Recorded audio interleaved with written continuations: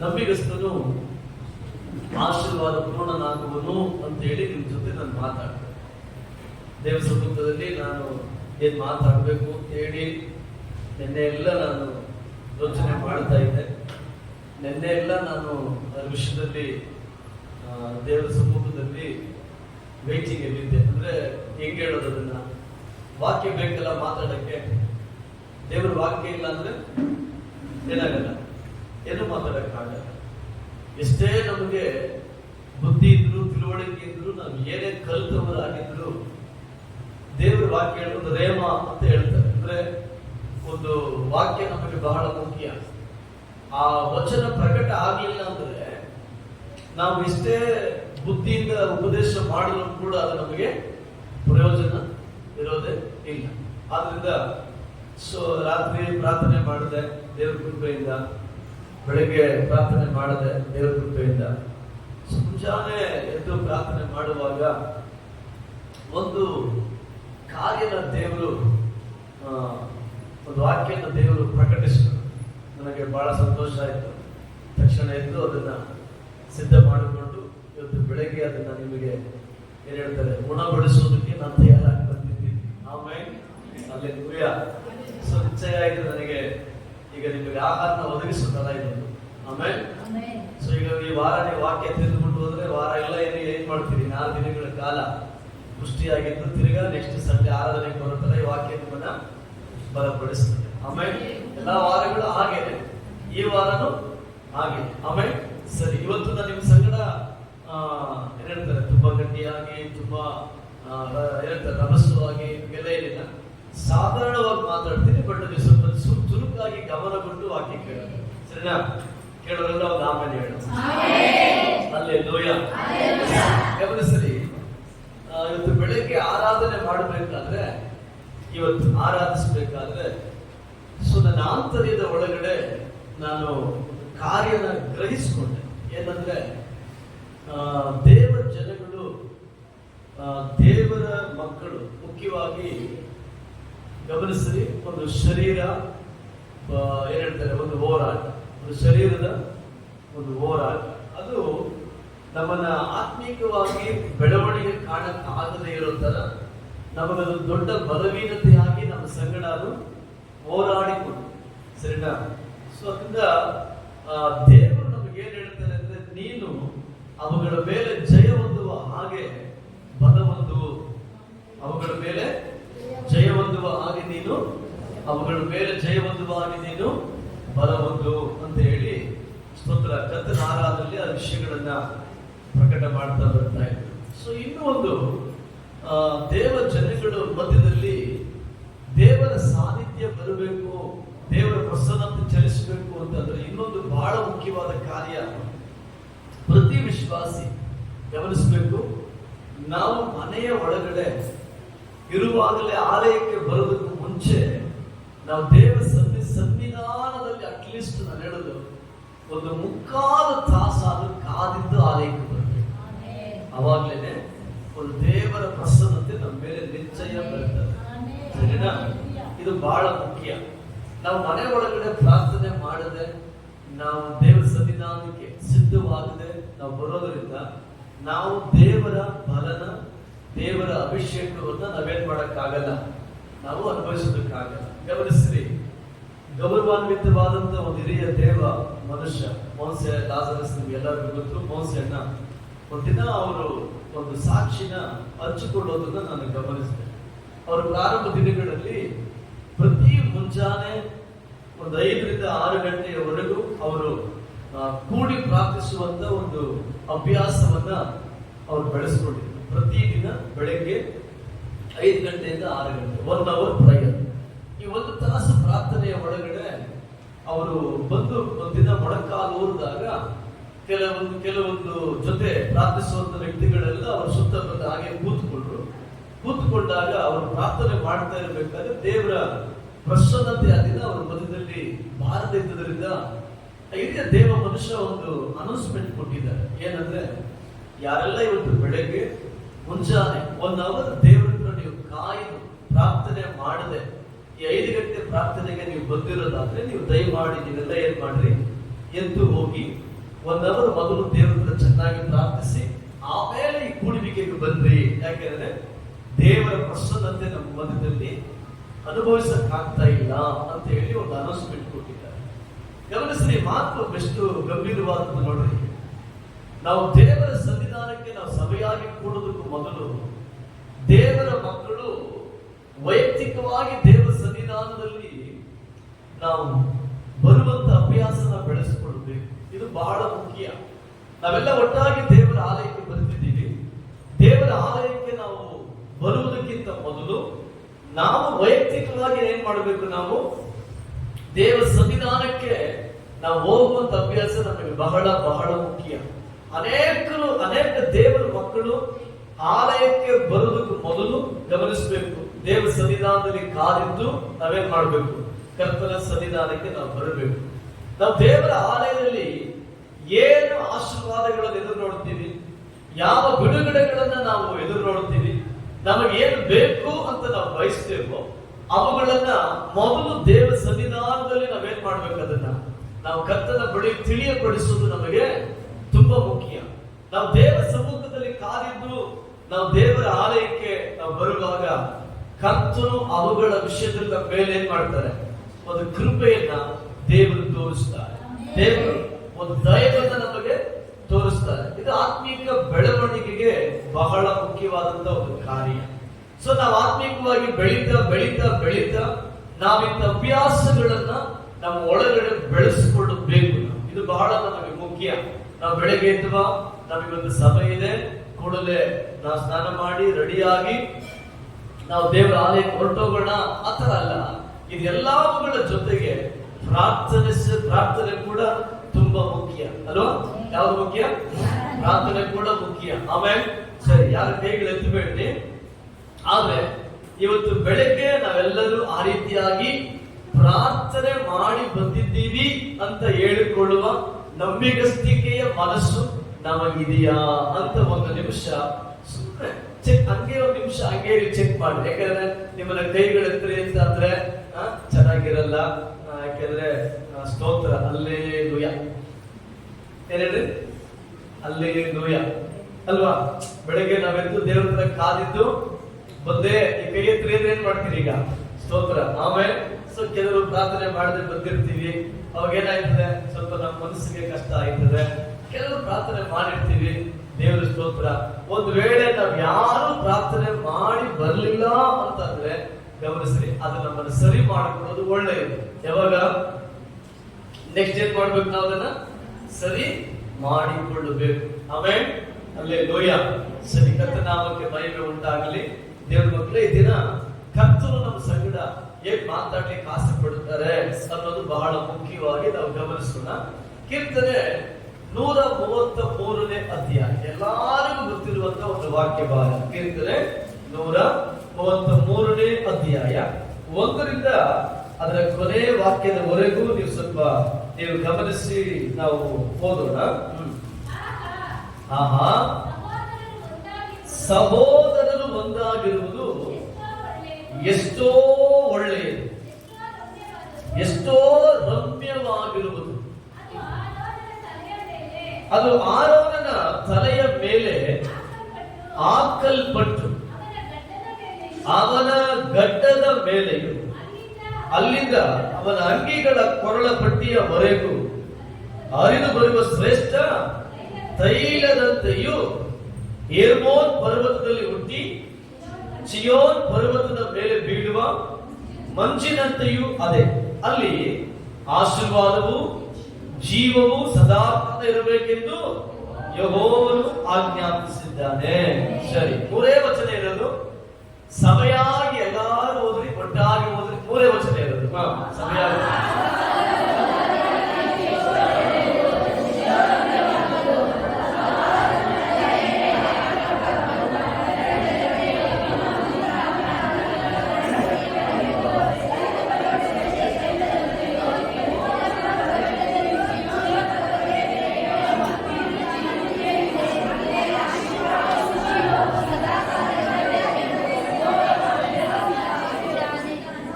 ಆಮೇಲೆ ತುಂಬಾ ಒಳ್ಳೆಯದು, ಚೆನ್ನಾಗಿ ಓದಿದ್ರಿ.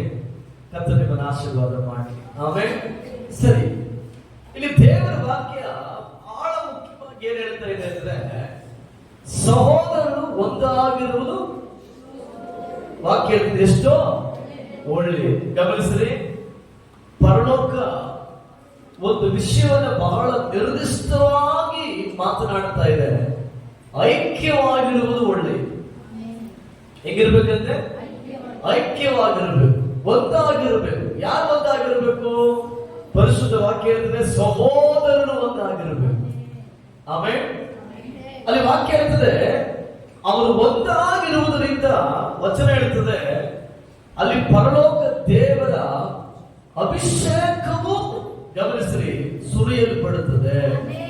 ನೋಡಿ, ಐಕ್ಯವಾಗಿ ಬರುವಾಗ ವಚನ ಹೇಳೋದೇನಂದ್ರೆ ಅಲ್ಲಿ ಅಭಿಷೇಕ ಸುರಿಯಲ್ಪಡುತ್ತದೆ. ಯಾರ ಮೇಲೆ ಅಭಿಷೇಕ ಸುರಿಯಲ್ಪಡುತ್ತದೆ? ವಚನ ಹೇಳ್ತದೆ ಐಕ್ಯವಾಗಿ ಇರುವವರು. ಎಲ್ಲಿ ಐಕ್ಯತೆ ಇರುವ ಜಾಗದಲ್ಲಿ ಅಭಿಷೇಕ ಸುರಿದು ಬರುತ್ತದೆ ಅಂತ ಬೈಬಲ್ ಹೇಳ್ತಾ ಇದೆ. ಹಾಗೆ ಸತ್ಯವೇದ ಐಕ್ಯತೆಗೆ ಬಹಳ ಮುಖ್ಯತ್ವ ಕೊಡುತ್ತದೆ. ಯಾವುದಕ್ಕೆ? ಐಕ್ಯತೆಗೆ ಬಹಳ ಮುಖ್ಯತ್ವ ಕೊಡುತ್ತದೆ. ಪರಲೋಕದ ದೇವರು ಐಕ್ಯವಾಗಿರೋದಕ್ಕೆ ಬಹಳ ಬಹಳ ಪ್ರಾಮುಖ್ಯತೆಯನ್ನು ಕೊಡುತ್ತದೆ. ಒಂದು ವೇಳೆ ಲೋಕದಲ್ಲಿ ನಮಗೆ ಐಕ್ಯತೆ, ಗಮನಿಸಬೇಕು, ಐಕ್ಯವಾಗಿರೋದಕ್ಕೆ ಸ್ವಲ್ಪ ನಮಗೆ ಕಷ್ಟ ಆದಷ್ಟು ಕೂಡ ದೇವರು ಏನ್ ಹೇಳ್ತಾರೆ ಅಂತಂದ್ರೆ ಐಕ್ಯತೆಯನ್ನು ದೇವರು ಅತ್ಯಧಿಕವಾಗಿ ಬಯಸ್ತಾರೆ.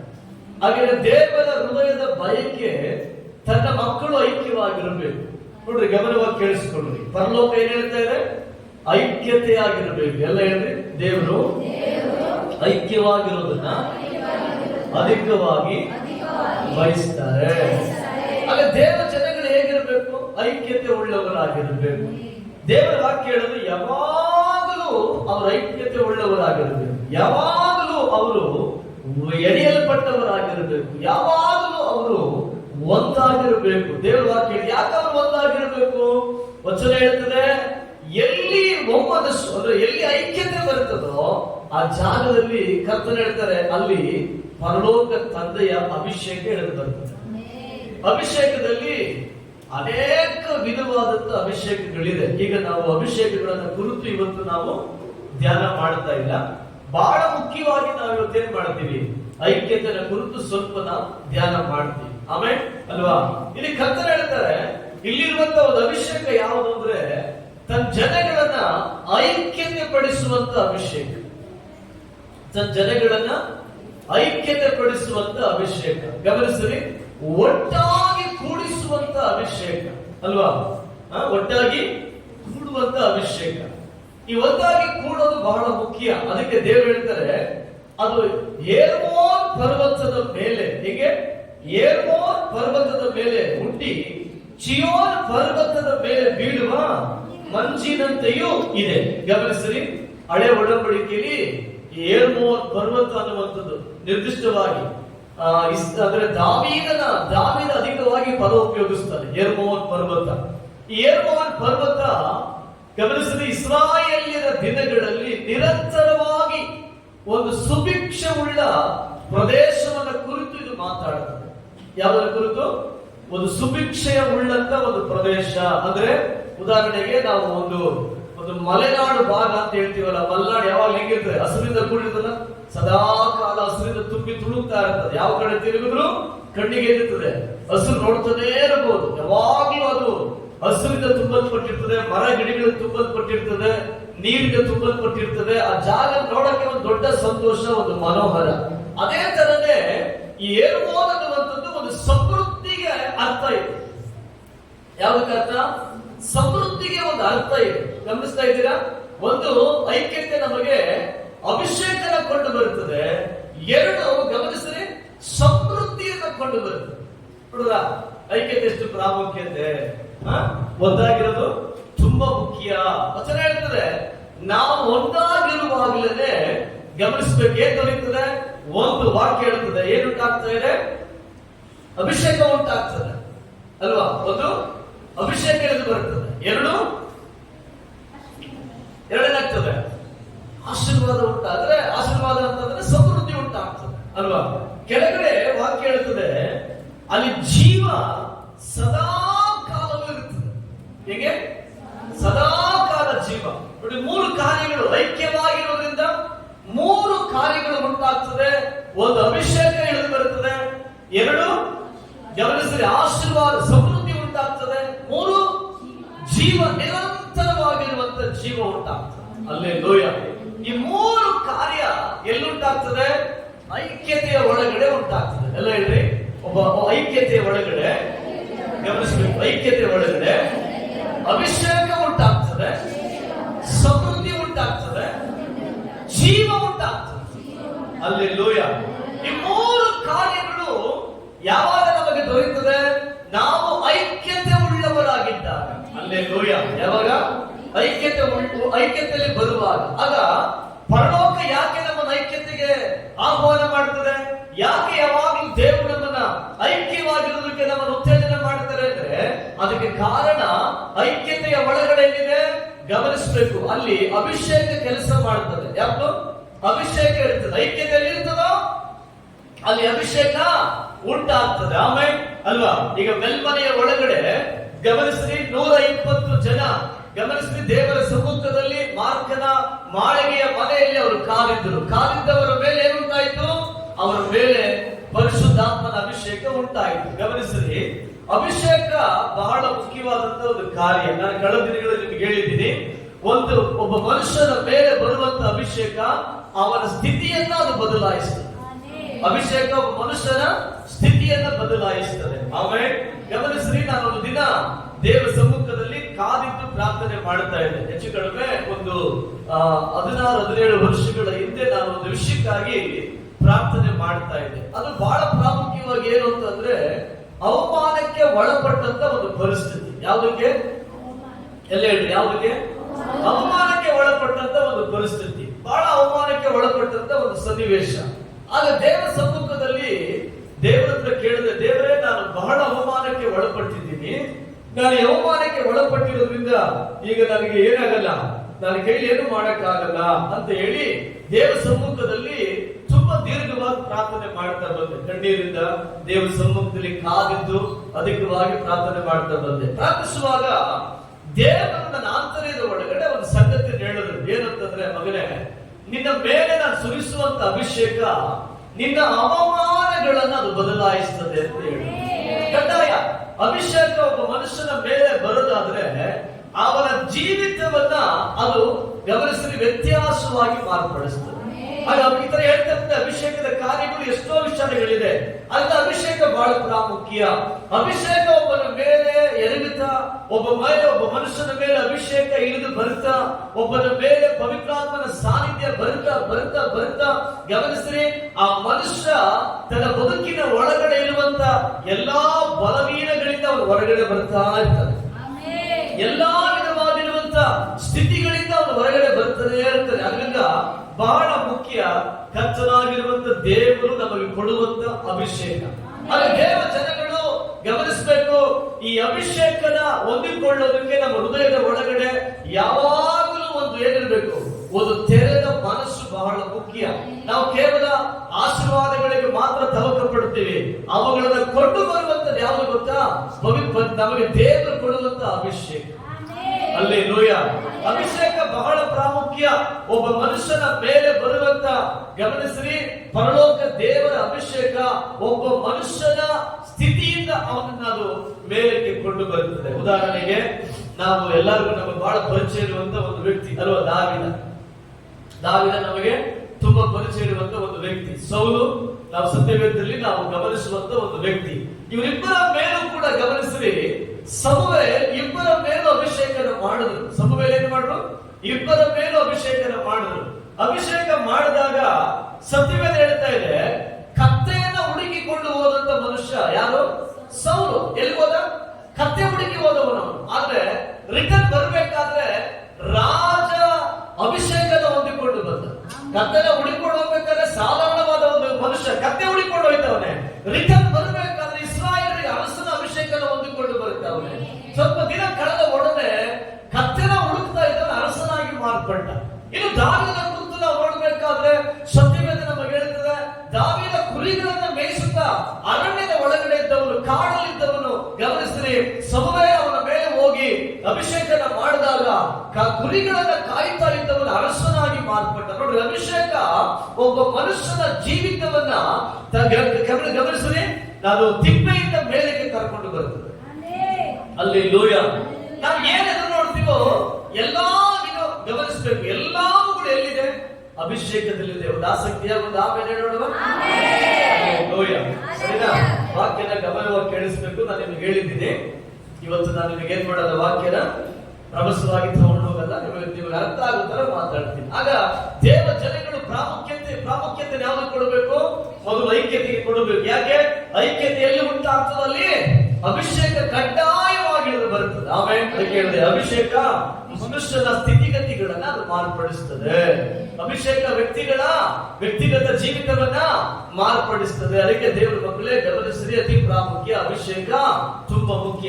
ಅಭಿಷೇಕನ ಕುರಿತು ಹೇಳೋದಾದ್ರೆ ಎಷ್ಟೋ ವ್ಯಕ್ತಿಗಳ ಜೀವಿತವನ್ನ ಬದಲಾಯಿಸಿದ್ದನ್ನ ನಾವು ಕಂಡಿದ್ದೀವಿ, ಕೇಳಿದ್ದೀವಿ ಅಲ್ವಾ? ಮುಖ್ಯವಾಗಿ ಒಬ್ಬ ಮನುಷ್ಯನ ಮೇಲೆ ಏನ್ ಬರಬೇಕು? ಪರಿಶುದ್ಧಾತ್ಮನ ಅಭಿಷೇಕ ಒಬ್ಬ ಮನುಷ್ಯನಿಗೆ ಬರಬೇಕು. ಸತ್ಯವೇದ ಹೇಳ್ತಾ ಇದೆ, ಗಮನವಾಗಿ ನೋಡ್ರಿ, ಅಭಿಷೇಕ ಮೊದಲು ಐಕ್ಯತೆಯಾಗಿದ್ದರಿಂದ ಅವ್ರ ಮೇಲೆ ಏನ್ ಬಂತು? ಅಭಿಷೇಕ ಉಂಟಾಯಿತು. ಅದಾದ ನಂತರ ವಾಕ್ಯ ಹೇಳ್ತಾ ಇದೆ, ಸ್ತೋತ್ರ, ಅದು ಸಮೃದ್ಧಿಯನ್ನು ಕೊಂಡು ಬಂತು. ಅದಾದ ಮೇಲೆ ವಾಕ್ಯ ಹೇಳ್ತಾ ಇದೆ, ಅಲ್ಲಿ ಜೀವ ಸದಾಕಾಲ ಉಂಟಾಯಿತು. ಐಕ್ಯತೆ ಬಹಳ ಮುಖ್ಯ. ನೀವು ಹೋಗಿ ನೋಡ್ರಿ, ದಯಮಾಡಿ ಯೋಹಾನ ಸುವಾರ್ತೆ 13ನೇ ಅಧ್ಯಾಯ ಅದರ 35ನೇ ವಚನ. ಯೋಹಾನ ಸುವಾರ್ತೆ 13:35. ಯೋಹಾನ ಸುವಾರ್ತೆ 13:35. ಯೇಸು ಏನ್ ಹೇಳ್ತಾರೆ? ನಿಮ್ಮೊಳಗೆ ಒಬ್ಬರ ಮೇಲೆ ಒಬ್ಬರಿಗೆ ಎಲ್ಲರೂ ನಿಮ್ಮನ್ನು ನನ್ನ ಶಿಷ್ಯರೆಂದು ತಿಳಿದುಕೊಳ್ಳುವರು. ಓದಿ ಸಾಕು. ವಾಕ್ಯ ಹೇಳ್ತಾ ಇದೆ, ನೀವೆಲ್ಲರೂ ಒಬ್ಬರ ಮೇಲೆ ಒಬ್ಬರು ಏನಾಗಿರ್ಬೇಕು? ಪ್ರೀತಿ ಉಳ್ಳವರಾಗಿರ್ಬೇಕು. ಹೇಗೆ? ಎಲ್ಲರ ಮೇಲೆ ಹೇಗಿರ್ಬೇಕಂತೆ? ಪ್ರೀತಿ ಉಳ್ಳವರಾಗಿರ್ಬೇಕು. ಯೇಸು ಹೇಳ್ತಾ ಇದ್ದಾರೆ, ನೀವೆಲ್ಲ ಏನಾಗಿರ್ರಿ? ಒಬ್ಬರಿಗೊಬ್ಬರು ಪ್ರೀತಿ ಉಳ್ಳವರಾಗಿರ್ರಿ ಅಂತ ವಚನ ಹೇಳ್ತಾ ಇದೆ. ಇನ್ನೊಂದು ವಾಕ್ಯ ಅದೇ ಯೋಹಾನ ಸುವಾರ್ತೆಯಲ್ಲಿ ನೀವು ತಿರುಗಿಸಿಕೊಳ್ಳಿ, 14ನೇ ಅಧ್ಯಾಯದಲ್ಲಿ ಯೇಸು ಹೇಳ್ತಾರೆ, ನೀವೆಲ್ಲರೂ ಏನಾಗಿರ್ಬೇಕಂತೆ? ಒಂದಾಗಿ ಇರಬೇಕು. ನೀವೆಲ್ಲ ಹೇಗಿರ್ಬೇಕು?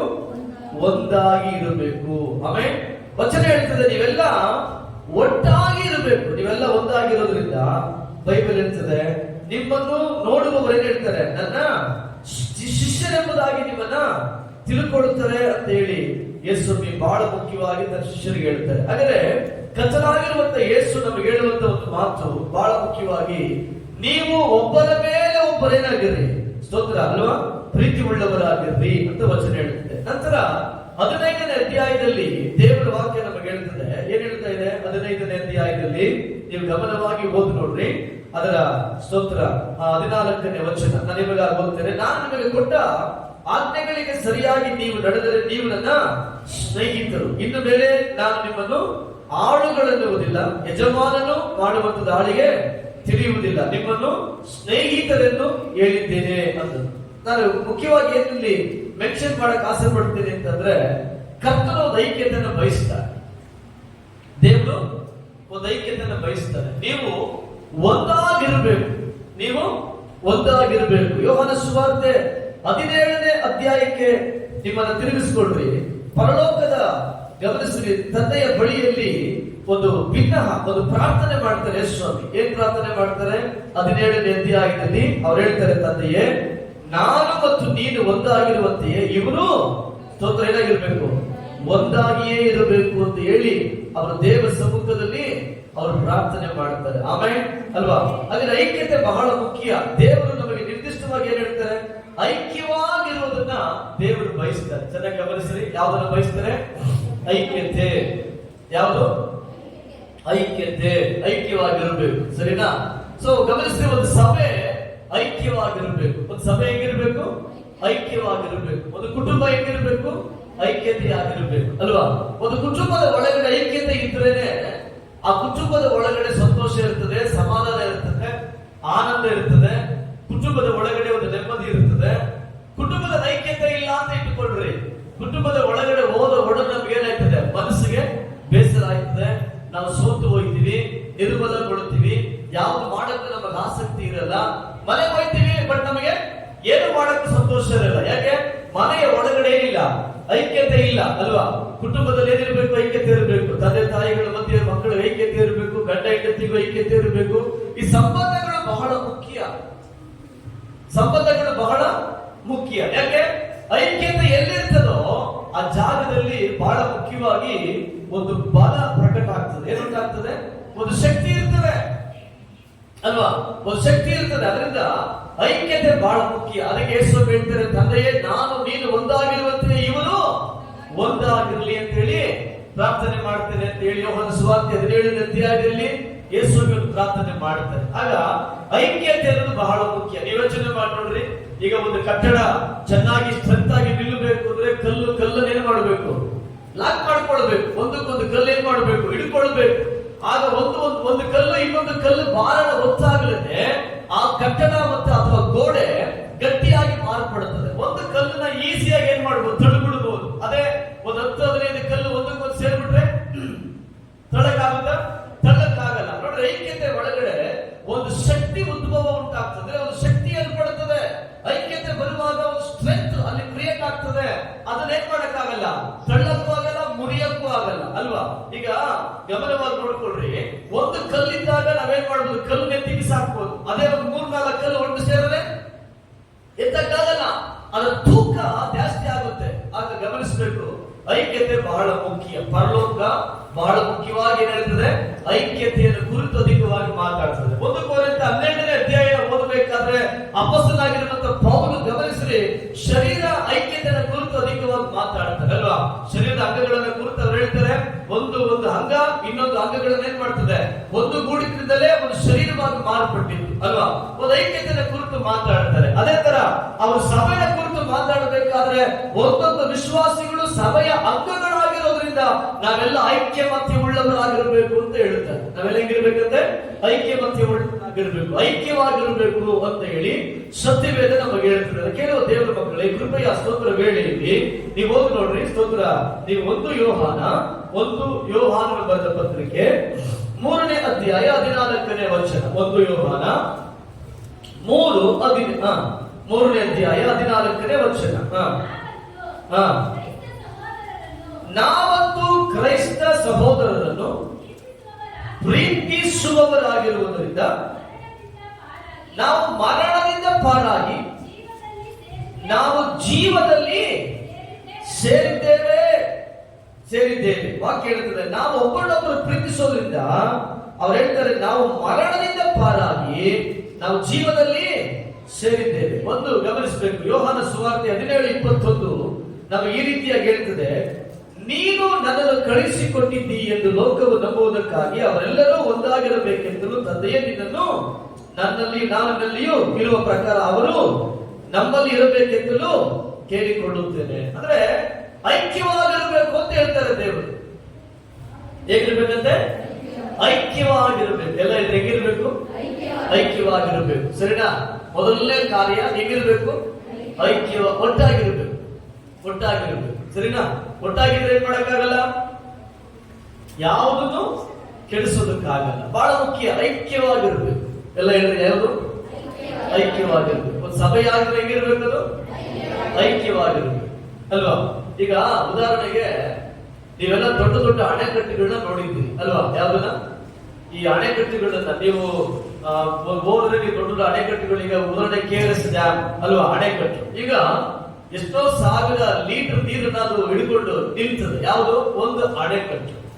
ಈ ಅಣೆಕಟ್ಟಿನ ಒಳಗಡೆ ಒಂದು ಸಣ್ಣ ಬಿರುಕು ಉಂಟಾದ್ರೆ ಸ್ಟೋರ್ ಆಗಿರುವಂತ ನೀರೆಲ್ಲ ಏನ್ ಮಾಡ್ತದೆ? ಕಂಪ್ಲೀಟ್ ಈಚೆ ಹೋಗ್ಬಿಡ್ತದೆ ಅಲ್ವಾ? ಹೋಗಲ್ವಾ? ಒಂದು ಬಿರುಕು ಇಡೀ ಅಣೆಕಟ್ಟನ್ನ ಏನ್ ಮಾಡ್ತದೆ? ಕೆಡಿಸಿ ಹಾಳು ಮಾಡ್ತದೆ. ಅದೇ ತರನೇ ಸತ್ಯವೇದ ಏನ್ ಹೇಳ್ತಾ ಇದೆ ಅಂತಂದ್ರೆ, ಐಕ್ಯತೆಯನ್ನ ಕಾಪಾಡಿಕೊಳ್ಬೇಕು. ಯಾಕೆ? ಐಕ್ಯತೆ ಇದ್ರೇನೆ ಏನಾಗ್ತದೆ? ಅಲ್ಲಿ ಒಂದು ದೊಡ್ಡ ಆಶೀರ್ವಾದ ಅಲ್ಲಿ ನೆಲೆಗೊಳ್ಳುತ್ತದೆ. ಐಕ್ಯತೆ ಇಲ್ಲ, ಅಲ್ಲಿ ಆಶೀರ್ವಾದ ನೆಲೆಗೊಳ್ಳೋದಿಲ್ಲ.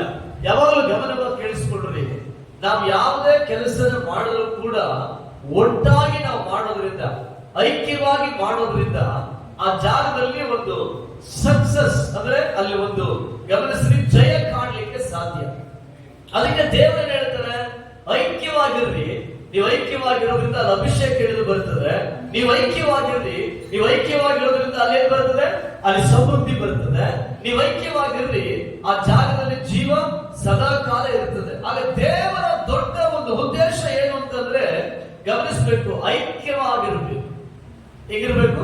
ಮೊದಲನೇದಾಗಿ ಹೇಗಿರ್ಬೇಕು? ಐಕ್ಯತೆಯಾಗಿರ್ಬೇಕು. ಇದು ಬಹಳ ಮುಖ್ಯವಾದಂತ ಒಂದು ಕಾರ್ಯ. ಆಗ ಐಕ್ಯತೆಯ ವಿಷಯದಲ್ಲಿ ನಾವೇನ್ ಮಾಡ್ಬೇಕು? ಹೆಚ್ಚು ಗಮನ ಕೊಡಬೇಕು. ಐಕ್ಯತೆಯ ವಿಷಯದಲ್ಲಿ ನಾವೇನ್ ಮಾಡಬೇಕು? ಹೆಚ್ಚು ತಿಳುವಳಿಕೆಯನ್ನು ಪಡೆದುಕೊಳ್ಳಬೇಕು. ಐಕ್ಯತೆಯ ವಿಷಯದಲ್ಲಿ ಏನ್ ಮಾಡಬೇಕು? ಹೆಚ್ಚು ಜಾಗೃತೆಯನ್ನು ವಹಿಸಿಕೊಳ್ಬೇಕು. ಯಾಕೆ? ಐಕ್ಯತೆಯ ಒಳಗಡೆ ಏನಿದೆ? 3 ವಿಷಯ ಹೇಳಿದೆ. ಐಕ್ಯತೆ ಒಳಗಡೆ ಏನಿದೆ? ಒಂದು ಸ್ತೋತ್ರ ಅಲ್ವಾ? ಒಂದು ಅಭಿಷೇಕ ಇದೆ, 2 ಸ್ತೋತ್ರ ಆಶೀರ್ವಾದ ಇದೆ, 3 ಜೀವ ಇದೆ. ಕೆಲವರು ತುಂಬಾ ಬೇಸರದ ಒಂದು ಸಂಗತಿ ಹೇಳ್ತೀನಿ. ಕೆಲವರು ಏನ್ ಮಾಡ್ತಾರೆ ಗೊತ್ತಾ? ಮದುವೆ ಮಾಡ್ಕೊಳ್ತಾರೆ, ಐಕ್ಯವಾಗಿರೋದಿಲ್ಲ. ಹೆಂಡತಿ ಒಂದು ಕಡೆ, ಮಕ್ಕಳು ಒಂದು ಕಡೆ, ಗಂಡ ಒಂದು ಕಡೆ. ಇದನ್ನ ಕುಟುಂಬ ಅಂತ ಕರೆಯಕ್ಕಾಗ್ತದ?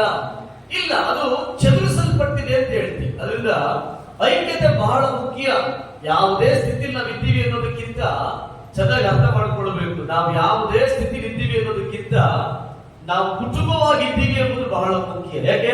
ನಾವು ಕುಟುಂಬವಾಗಿದ್ದಾಗಲೇ ನಾವು ನಮ್ಮ ಕುಟುಂಬದ ಒಳಗಡೆ ನಾವು ಜಯವುಳ್ಳವರಾಗಿರ್ಲಿಕ್ಕೆ ಸಾಧ್ಯ. ಅದರಿಂದ ಯಾವುದೇ ವಿಷಯಗಳಲ್ಲಾದ್ರೂ ಕೂಡ ಏನಾಗಬಾರ್ದು, ಒಂದು ಬಿರುಕು ಉಂಟಾಗೋದಕ್ಕೆ ನಾವೇನ್ ಮಾಡಬಾರ್ದು? ಅವಕಾಶನ ಮಾಡಿ ಕೊಡಬಾರದು. ಸರಿ, ಕರ್ತನ ನಾಮಕ್ಕೆ ಮಹಿಮೆ ಉಂಟಾಗಲಿ. ಅಪೊಸ್ತಲ ಕೃತ್ಯಗಳು ಗಮನಿಸಿ 4ನೇ ಅಧ್ಯಾಯ. ಅಪೊಸ್ತಲ ಕೃತ್ಯಗಳು 4ನೇ ಅಧ್ಯಾಯ. ವೇಗವಾಗಿ ಓದೋಣ. ಅದರ 32ನೇ ವಚನದಿಂದ 35ನೇ ವಾಕ್ಯದವರೆಗೂ ಓದೋಣ. ನಂಬಿದ್ದ ಮಂಡಳಿಯವರ ಹೃದಯವು ಪ್ರಾಣವೂ ಒಂದೇ ಆಗಿತ್ತು. ಇದಲ್ಲದೆ ತಮಗಿದ್ದ ಆಸ್ತಿಯಲ್ಲಿ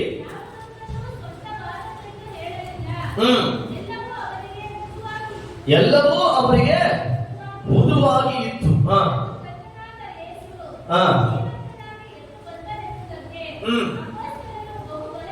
ಬಹು ಬಲವಾಗಿ ಸಾಕ್ಷಿ ಹೇಳುತ್ತಿದ್ದರು. ಆಮೇಲೆ ಸಾಕು, ದೇವರ ವಾಕ್ಯ ಹೇಳುತ್ತದೆ.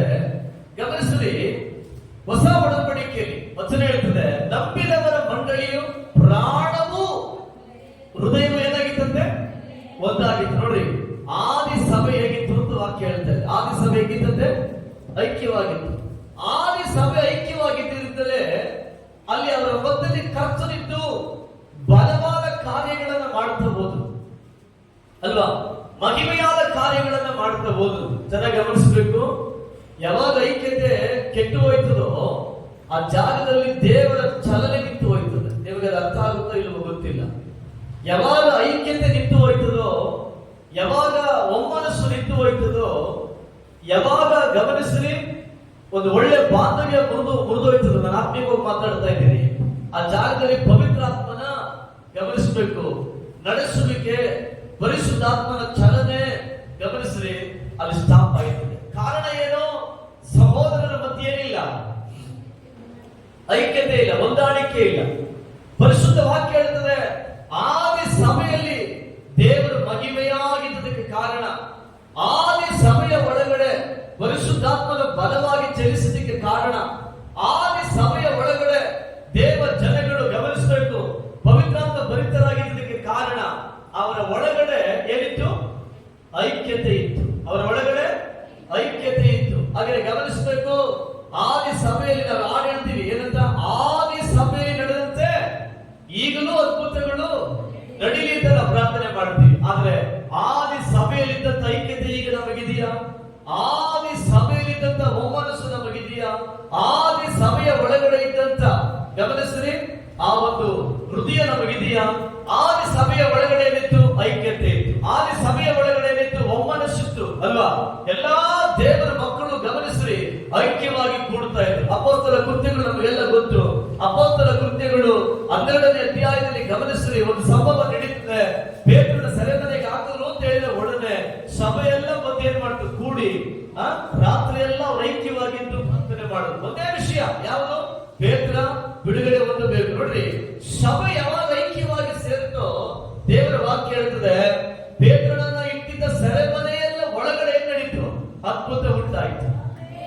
ಹಲ್ಲೆಲೂಯಾ. ಹಾಗೆ ಗಮನಿಸ್ರಿ, ಐಕ್ಯತೆಯಿಂದ ನಾವು ಕೂಡಬೇಕಾದ್ರೆ ಆ ಜಾಗದಲ್ಲಿ ಪರಲೋಕ ಏನ್ ಮಾಡ್ತದೆ? ಚಲಿಸುತ್ತದೆ. ಐಕ್ಯವಾಗಿದ್ದಾಗ ದೇವರ ಸಾನ್ನಿಧ್ಯ ಚಲಿಸ್ತದೆ.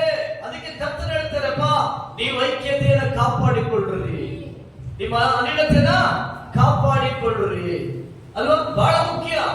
ನಾವು ಕುಟುಂಬದಲ್ಲಿದ್ದರೂ ಸರಿ, ನಾವು ಸಭೆಯಲ್ಲಿದ್ದರೂ ಸರಿ, ಅತಿ ಮುಖ್ಯವಾದದ್ದೇನು?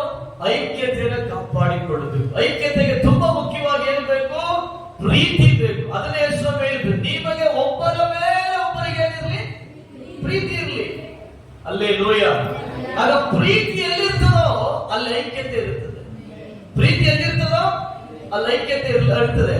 ಯಾವಾಗ ಪ್ರೀತಿ ಕಡಿಮೆ ಆಗ್ತದೋ ಸಂಬಂಧಗಳು ತಾನಾಗಿಯೇ ಲೈಟ್ ಆಗಿ ಬಿರುಕಾಗ್ತದೆ. ನಿಮ್ಗೆ ಗೊತ್ತಾ? ಅಬ್ಸರ್ವ್ ಮಾಡಿ ನೋಡ್ರಿ, ಎಲ್ಲಾ ಬೇರ್ಪಡುವಿಕೆಗೂ ಮೂಲ ಪ್ರೀತಿ. ಎಲ್ಲಾ ಬೇರ್ಪಡುವಿಕೆಗೂ ಮೂಲ ಯಾವುದು? ಪ್ರೀತಿನೇ. ಅಂದ್ರೆ ಅರ್ಥ ಕಡಿಮೆ ಪ್ರೀತಿ ನಮ್ಮ ಕಡಿಮೆ ಯಾವಾಗ ಆಯ್ತಾ ಇರ್ತದೋ ನಾವು ಲೈಟ್ ಆಗಿ ಏನಾಗ್ತಾ ಇರ್ತೀವಿ ಗೊತ್ತಾ? ದೂರ ದೂರ ಸರಿತಾನೆ ಇರ್ತೀವಿ. ಇದನ್ನ ಅಬ್ಸರ್ವ್ ಮಾಡಿಲ್ಲ ನೀವು ಯಾರು ಅಂತ ಅನ್ಕೊಳ್ತೀವಿ. ಬಟ್ ನೀವು ಗಮನಿಸಿ ನೋಡ್ರಿ, ದೇವರು ನಮಗೆ ಅದಕ್ಕೆ ಹೇಳಿದ್ರು ಪ್ರಕಟಣೆಯಲ್ಲಿ. ಏನ್ ಹೇಳ್ತಾರೆ ದೇವರು? ನಾನು ನಿನ್ನ ಮೇಲೆ ಒಂದು ತಪ್ಪು ಹೊರಿಸಬೇಕಾಗಿರ್ತದೆ. ಎಲ್ಲ ಪರ್ಫೆಕ್ಟ್ ಆಗಿದ್ದೀಯಾ, ಬಟ್ ನಾನು ನಿನ್ನ ಮೇಲೆ ಒಂದೇ ಒಂದು ತಪ್ಪನ್ನ ಹೊರಿಸ್ತೀನಿ. ಆ ತಪ್ಪು ಏನು ಅಂತಂದ್ರೆ, ನಿನಗ ಆದಿಯಲ್ಲಿದ್ದ ಪ್ರೀತಿ ಈಗ ನಿನಗೆ ಸ್ವಲ್ಪ ಕಡಿಮೆ ಆಗಿದೆ ಅಂತ ಹೇಳ್ತಾರೆ. ಆದಿಯಿಂದ ಪ್ರೀತಿ ನಿನಗೀಗ ಏನಾಗಿದೆ? ಕಡಿಮೆ ಆಗಿದೆ. ತಿರುಗಿ ವಚನ ಹೇಳ್ತದೆ, ನೀನು ಎಲ್ಲಿ ಬಿಟ್ಟಿದೀಯೋ ಅಲ್ಲೇ ಎದ್ದೇಳು. ಆಮೇಲೆ ಈಗ ಎಲ್ಲ ಬಿರುಕಿಗೂ ಮೂಲ ಕಾರಣ ಪ್ರೀತಿಯ ಕೊರತೆ. ಯಾವುದೇ ವಿಷಯ, ಈಗ ತಂದೆ ತಾಯಿಗಳಿಗೆ ಮಕ್ಕಳ ಮೇಲೆ ಪ್ರೀತಿ ಹೋಯ್ತಾ ಇದೆ ಅಂದ್ರೆ ಅರ್ಥ ಏನು ಗೊತ್ತಾ? ಮಕ್ಕಳ ಮೇಲೆ ಅವ್ರಿಗೆ ಏನಿಲ್ಲ ಅಂತ ಅರ್ಥ, ಪ್ರೀತಿ ಇಲ್ಲ ಅಂತ ಅರ್ಥ. ಈಗ ಮಕ್ಕಳಿಗೆ ತಂದೆ ತಾಯಿಗಳ ಮೇಲೆ ಪ್ರೀತಿ ಇಲ್ಲ ಅಂತ ಹೇಳಿದಾಗ ಏನ್ ಮಾಡ್ತಾರೆ? ತಂದೆ ತಾಯಿಗಳ ಜೊತೆ ಮಕ್ಕಳು ಬೆರೆಯೋದಕ್ಕೆ ಹಿಂಜರಿತಾ ಬರುತ್ತಾರೆ. ಎಲ್ಲ ವಿಷಯಗಳಲ್ಲೂ ಒಂದು ಗಂಡ ಹೆಂಡತಿ ಒಂದು ಕೆಲಸ ಮಾಡೋ ಜಾಗದಲ್ಲಿ ಗಮನಿಸಬೇಕು. ನಾವು ಸಭೆಯ ಒಳಗಡೆ ಪ್ರತಿ ವಿಷಯಗಳಲ್ಲೂ ಬಹಳ ಮುಖ್ಯವಾದದ್ದು ಪ್ರೀತಿ. ಯಾವಾಗ ಪ್ರೀತಿ ಹೆಚ್ಚಾಗ್ತಾ ಇರ್ತದೋ ಅವಾಗ ಗಮನಿಸಿ ಏನಂತಾರೆ, ಬೆವಿಕೋತ್ತರ ನಕ್ ಮಾಡ್ತೀವಿ, ಅಂಟುಕೊಂಡೇ ಜೀವಿಸ್ತೀವಿ, ಬಿಡೋದಿಲ್ಲ. ನಿಮ್ಗೆ ಅರ್ಥ ಆಗ್ತಾ ಇದೆಯಾ? ಪ್ರೀತಿ ಹೆಚ್ಚಾಗ್ತಾ ನಾವೇನ್ ಮಾಡ್ತೀವಿ? ಒಂದಾಗ್ತೀವ, ದೂರ ಆಗ್ತೀವ, ಕೂಡ್ತಾನೆ ಇರ್ತೀವಿ. ಹೆಚ್ಚಾಗಿ ಪ್ರೀತಿ ಉಂಟಾದ್ರೆ ಹೆಚ್ಚಾಗಿ ಏನ್ ಮಾಡ್ತೀವಿ? ಕೂಡ್ತಾನೆ ಇರ್ತೀವಿ. ಯಾರಿಗೆ ಅರ್ಥ ಆಗ್ತಾ ಇದೆ? ಅದಕ್ಕೆ ಹೆಸರು ಹೇಳಿದ್ರು, ನಿಮ್ಮ ಒಳಗಡೆ ಪ್ರೀತಿ ಇರಲಿ, ಒಬ್ಬರ ಮೇಲೊಬ್ಬರಿಗೆ ಪ್ರೀತಿ ಇರಲಿ. ಆಗ ಸ್ನೇಹಕ್ಕೆ ಮುಖ್ಯವಾಗಿ ಬೇಕಾಗಿರೋದು ಯಾವುದು? ಪ್ರೀತಿ. ಅದಕ್ಕೆ ನಾನು ನಿಮಗೆ ಯೋಹಾನ ಸುವಾರ್ತೆನ ನಿಮಗೆ ಓದಿಸಿದೆ. ಒಂದು ಯೋಹಾನದಲ್ಲೂ ಕೂಡ ನಾವು ಓದು ಏನ್ ಹೇಳ್ತಾ ಇದೆ? ನಾವು ಸಹೋದರನ ಪ್ರೀತಿಸುವುದರಿಂದಲೇ ನಾವು ಮರಣಕ್ಕೆ ತಪ್ಪಿಸ್ಕೊಂಡಿದ್ದೀವಿ. ಯಾಕೆ? ಪ್ರೀತಿ, ಗಮನವಾಗಿ ಕೇಳಿಸ್ಕೊಳ್ರಿ, ಐಕ್ಯತೆನ ಗಟ್ಟಿ ಮಾಡ್ತದೆ. ಪ್ರೀತಿ ಎರಡನೇದಾಗಿ ಗಮನಿಸಿದ್ರೆ ಪ್ರೀತಿ ಇನ್ನೊಂದು ಕಾರ್ಯ ಮಾಡ್ತದೆ, ಮತ್ತೊಬ್ಬರಿಗಾಗಿ ಅದು ಏನ್ ಮಾಡ್ತದೆ? ಚಿಂತಿಸ್ತದೆ. ಪ್ರೀತಿ ಮತ್ತೊಬ್ಬರಿಗಾಗಿ ಚಿಂತಿಸ್ತದೆ. ಆಗ ಪ್ರೀತಿ ಬಹಳ ಮುಖ್ಯ. ಯಾವುದಕ್ಕೆ? ಐಕ್ಯತೆಗೆ. ಆದ್ರೆ ದೇವರ ಮಕ್ಕಳು ಗಮನಿಸಿರಿ, ಒಂದು ಒಳ್ಳೆ ಸಂಬಂಧ ಏರ್ಪಡಬೇಕು ಅಂದ್ರೆ ಪ್ರೀತಿ ಬಹಳ ಮುಖ್ಯ. ಎಲ್ಲ ಆಸಕ್ತಿಯಾಗಿ ಹೇಳಿದ್ರೆ ಯಾವ್ದು ಮುಖ್ಯ? ಪ್ರೀತಿ ಬಹಳ ಮುಖ್ಯ. ಆಸಕ್ತಿಯಾಗಿ ಹೇಳಬೇಕು. ಈಗ ಪ್ರೀತಿ ಕಡಿಮೆ ಆಯ್ತು ಅಂದ್ರೆ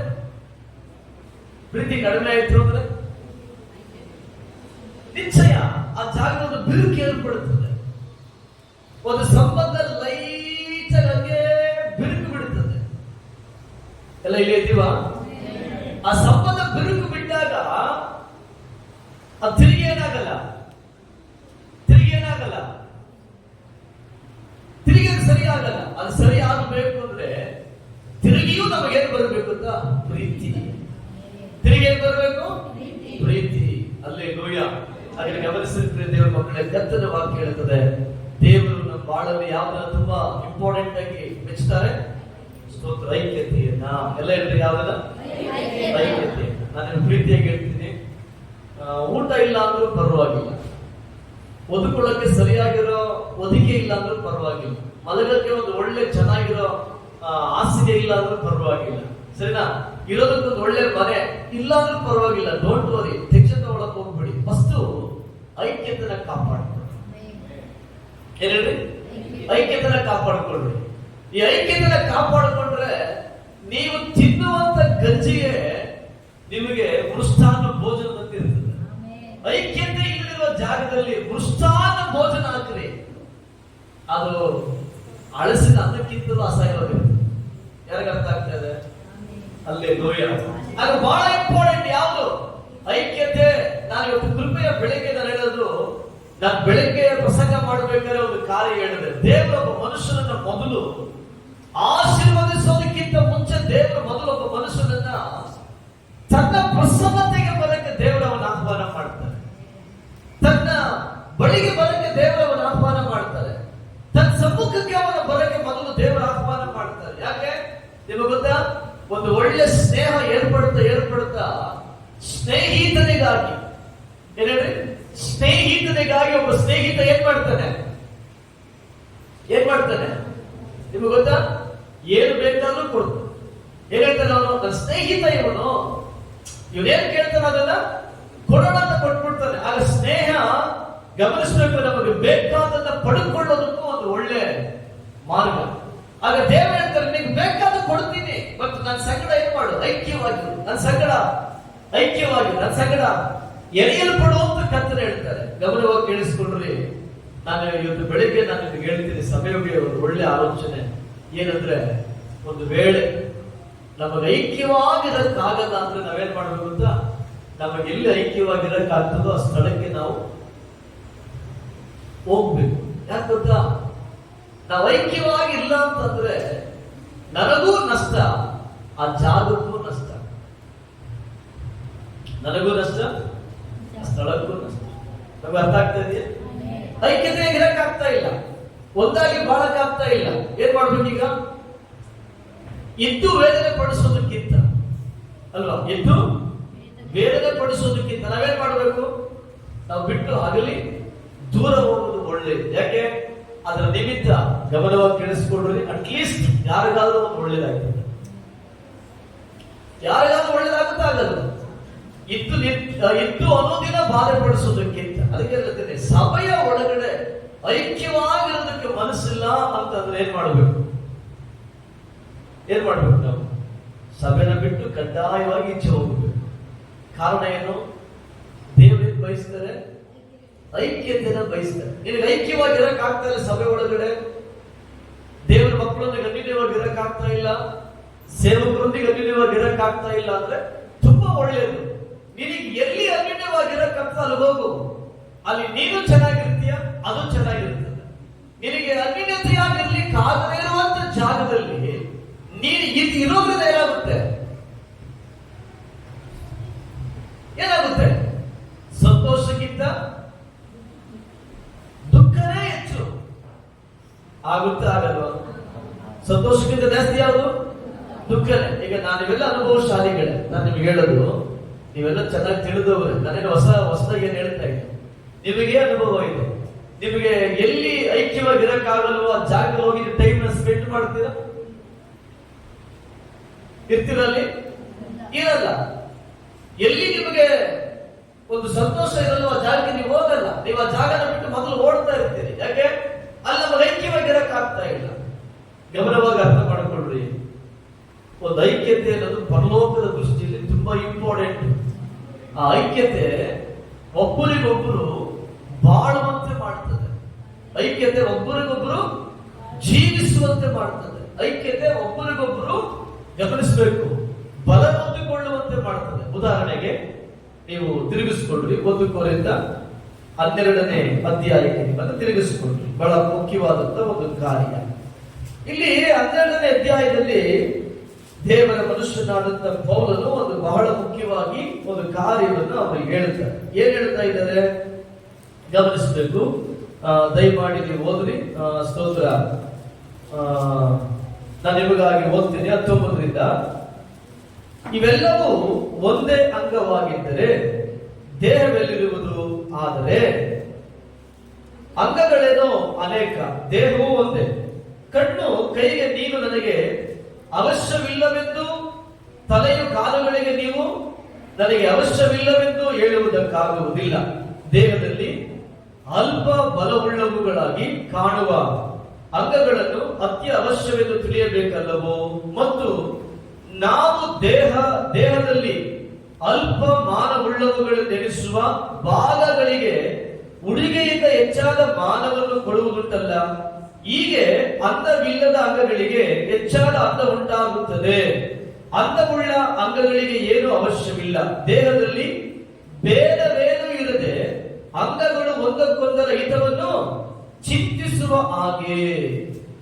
ನೋಡ್ರಿ, ಶರೀರದ ಅಂಗಗಳು ಒಂದಕ್ಕೆ ಒಂದರ ಹಿತವನ್ನ ಬಯಸ್ತವೆ.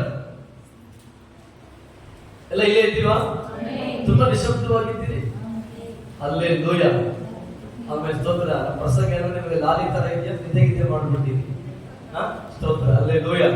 ಸರಿ, ಪೌಲ್ ಹೇಳ್ತಾರೆ, ಶರೀರದ ಒಂದೊಂದು ಅಂಗಗಳು ಒಂದಕ್ಕೊಂದರ ಹಿತವನ್ನ ಮಾಡ್ತಾ ಇದ್ದಾವೆ, ಚಿಂತೆ ಮಾಡ್ತದೆ. ಒಂದು ಅಂಗ ಇನ್ನೊಂದು ಅಂಗವನ್ನ ಕುರಿತು ಚಿಂತಿಸ್ತದೆ ಅಂತ ಬೈಬಲ್ ಹೇಳ್ತದೆ. ಹೋದ್ರಿ ವಾಕ್ಯ ಭಾಗ ಮಾತ್ರ. ಇನ್ನೊಂದ್ಸರಿ ಹೋದ್ರಿ.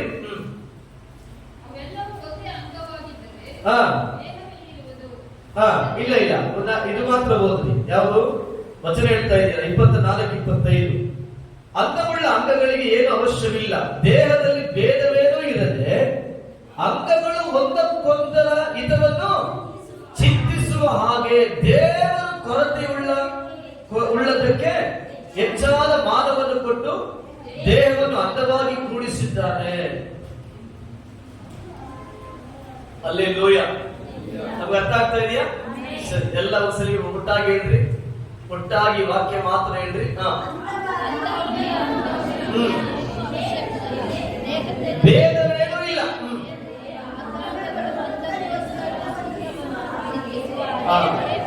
ಸ್ತೋತ್ರ. ಗಮನಿಸಿ, ದೇಹವು ಒಂದಕ್ಕೊಂದರ ಹಿತವನ್ನ ಬಯಸ್ತದೆ.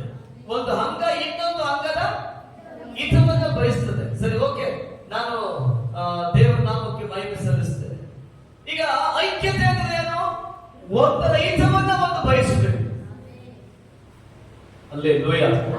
ಈಗ ಸಭೆ ಒಳಗಡೆ ಎಷ್ಟು ವಿಶ್ವಾಸಿಗಳು ನಾವಿದ್ದೀವಿ ಗಮನಿಸ್ರಿ. ಸುಮ್ಮನೆ ಒಂದ್ಸಲ ನಮ್ಮದು ನಮ್ಮ ಹಂಗೆ ತಿರುಗಿಸ್ಕೊಳ್ರಿ. ಹಾಗೆ ನೋಡ್ರಿ ಒಬ್ಬರೊಬ್ಬರು ನೋಡ್ರಿ. ತುಂಬಾ ಸಂತೋಷ. ನೋಡ್ರಲ್ಲ, ತುಂಬಾ ಸಂತೋಷ. ಓಕೆ, ಬೈಬಲ್ ಹೇಳ್ತದೆ ಸಭೆ ಒಂದೊಂದು ವಿಶ್ವಾಸಿ ಒಂದೊಂದು ಅಂಗ. ಸಭೆ ಒಂದೊಂದು ವಿಶ್ವಾಸಿ ಒಂದು ಅಂಗ. ಈ ಅಂಗಗಳು ಒಂದರ ಹಿತವನ್ನ ಒಂದು ಬಯಸುತ್ತೆ ಅಂತ ಬೈಬಲ್ ಹೇಳ್ತದಲ್ಲ. ಈಗ ಪಕ್ಕದಲ್ಲಿ ತಿರುಗಿ ನೋಡ್ರಿ. ನನ್ನ ಪಕ್ಕದಲ್ಲಿ ಕೂತಿರುವಂತ ವ್ಯಕ್ತಿಯ ಹಿತವನ್ನ ಬಯಸುವಂತ ಅಂಗ ನಾನಾಗಿದ್ದೀನ ಅಂತ ನೋಡ್ರಿ. ಆನಂದವೇ ಪರಮಾನಂದವೇ. ನಾವು ಕರ್ತನ ವಾಕ್ಯಕ್ಕೆ ವಿರುದ್ಧವಾಗಿದ್ದೀವಿ ಅಂತ ನೇರವಾಗಿ ಹೇಳ್ತೀವಿ ಅಷ್ಟೇ. ಯಾವಾಗ ಒಂದು ವಿಶ್ವಾಸಿ ಇನ್ನೊಂದು ವಿಶ್ವಾಸಿಯ ಹಿತವನ್ನ ಬಯಸ್ತಾ ಇಲ್ಲ ಅಂತಂದ್ರೆ ನಾವು ದೇವರ ವಾಕ್ಯಕ್ಕೆ ವಿರುದ್ಧವಾಗಿ ಜೀವಿಸ್ತಾ ಇದ್ದೀವಿ ಅಂತ ಅರ್ಥ. ನಾವು ದೇವರ ವಾಕ್ಯಕ್ಕೆ ವಿರುದ್ಧವಾಗಿ ಜೀವಿಸಿ ಮನೆ ಒಳಗಡೆ ಉಪವಾಸ ಪ್ರಾರ್ಥನೆ ಮಾಡಿ ಕಣ್ಣೀರು ಬಿಟ್ಟು ದೇವರನ್ನ ಕಾಪಾಡಿದ್ರೆ ದೇವರು ಹೇಳ್ತಾರೆ ಮೊದಲು ಒಂದರ ಹಿತವನ್ನ ಒಂದು ಬಯಸುವ. ಅಲ್ಲಿ ಲೋಯ ಅಲ್ವಾ? ಕರ್ತನ ವಾಕ್ಯ ಏನು ಅಂದ್ರೆ ನಾವು ಒಬ್ಬರ ಹಿತವನ್ನ ಒಬ್ಬರು ಬಯಸಬೇಕು. ನಾವ್ ಹೆಂಗಿದ್ದೀವಿ ಗೊತ್ತಾ? ಅಯ್ಯ, ಅವಳಿಗೇನು ಅಲ್ಲ, ನನಗೇನು, ನಾನ್ ಚೆನ್ನಾಗಿದ್ದೀನಲ್ಲ ಅಲ್ವಾ? ಅವ್ರ ಮನೆ ಆಳ್ಬಿದ್ದವ್ರೆ, ನನಗೇನು, ನಮ್ಮನೆ ಚೆನ್ನಾಗೈತಲ್ಲ. ಅವರ ಅಭಿಷೇಕ ಹೊಂದಿಲ್ಲ, ನನಗೆ, ನಾನು ಅಭಿಷೇಕ ಹೊಂದ್ಕೊಂಡ್ಬಿಟ್ಟಿದ್ದೀನಲ್ಲ. ಗಮನಿಸ್ರಿ, ಅಭಿಷೇಕ ಐಕ್ಯತೆಯನ್ನ ಬಯಸ್ತದೆ. ಅಭಿಷೇಕ ವ್ಯಕ್ತಿಗತವಾಗಿರೋದಿಲ್ಲ.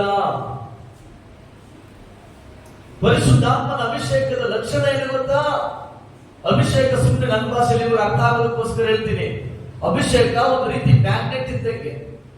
ಅಭಿಷೇಕ ಹೇಗಿದ್ದಂಗೆ? ಮ್ಯಾಗ್ನೆಟ್ ಇದ್ದಂಗೆ. ಇದ್ರ ಕೆಲಸ ಏನು ಗೊತ್ತಾ? ಪಕ್ಕದಲ್ಲಿ ಇರುವಂತ ಎಲ್ಲ ಕಬ್ಬಿಣಗಳನ್ನ ಎಳಕಂತದೇ ಇರ್ತದೆ. ಅಲ್ಲೇ ಲೋಯ. ಇದು ಅಭಿಷೇಕದ ಲಕ್ಷಣ. ಆಮೇಲೆ ನಮ್ಗೆ ಅರ್ಥ ಆಗ್ತಾ ಇದೆಯಾ? ಇದು ಅಭಿಷೇಕದ ಲಕ್ಷಣ. ಅಭಿಷೇಕ ಐಕ್ಯತೆಯನ್ನ ಬಯಸ್ತದೆ. ಅಭಿಷೇಕ ಐಕ್ಯತೆಯನ್ನ ಗಮನಿಸಿ ನಿರೀಕ್ಷಿಸುತ್ತದೆ. ಯಾಕೆ? ಪರಲೋಕದ ದೇವರು ಐಕ್ಯವಾಗಿರ್ಲಿಕ್ಕೆ ಏನ್ ಮಾಡ್ತಾರೆ? ಪ್ರಾಮುಖ್ಯತೆ ಕೊಡುತ್ತಾರೆ. ಆಗ ಅವರ ಬಳಿಯಿಂದ ಬರುವಂತ ಅಭಿಷೇಕನೇ ಹೇಗಿರ್ತದೆ? ಮೊದಲು ಒಂದುಗೂಡಿಸ್ತದೆ. ಏನ್ ಮಾಡ್ತದೆ? ಒಂದುಗೂಡಿಸ್ತದೆ. ಅದು ಕುಟುಂಬ ಆಗಿರ್ಲಿ, ಸಭೆ ಆಗಿರ್ಲಿ, ಸಮುದಾಯ ಆಗಿರ್ಲಿ ಅಲ್ವಾ? ಮೊದಲು ಏನ್ ಮಾಡ್ತದೆ? ಒಂದುಗೂಡಿಸುತ್ತೆ. ಅದು ಐಕ್ಯತೆ. ಆಗ ಬಹಳ ಮುಖ್ಯ. ದೇವರು ಬಯಸೋದು ಯಾವುದು? ತುಂಬಾ ಮುಖ್ಯ ಐಕ್ಯತೆ. ಈ ಐಕ್ಯತೆ ಒಳಗಡೆ ಏನಿದೆ? ಪರಸ್ಪರ ಹಿತ ಚಿಂತನೆ ಇದೆ.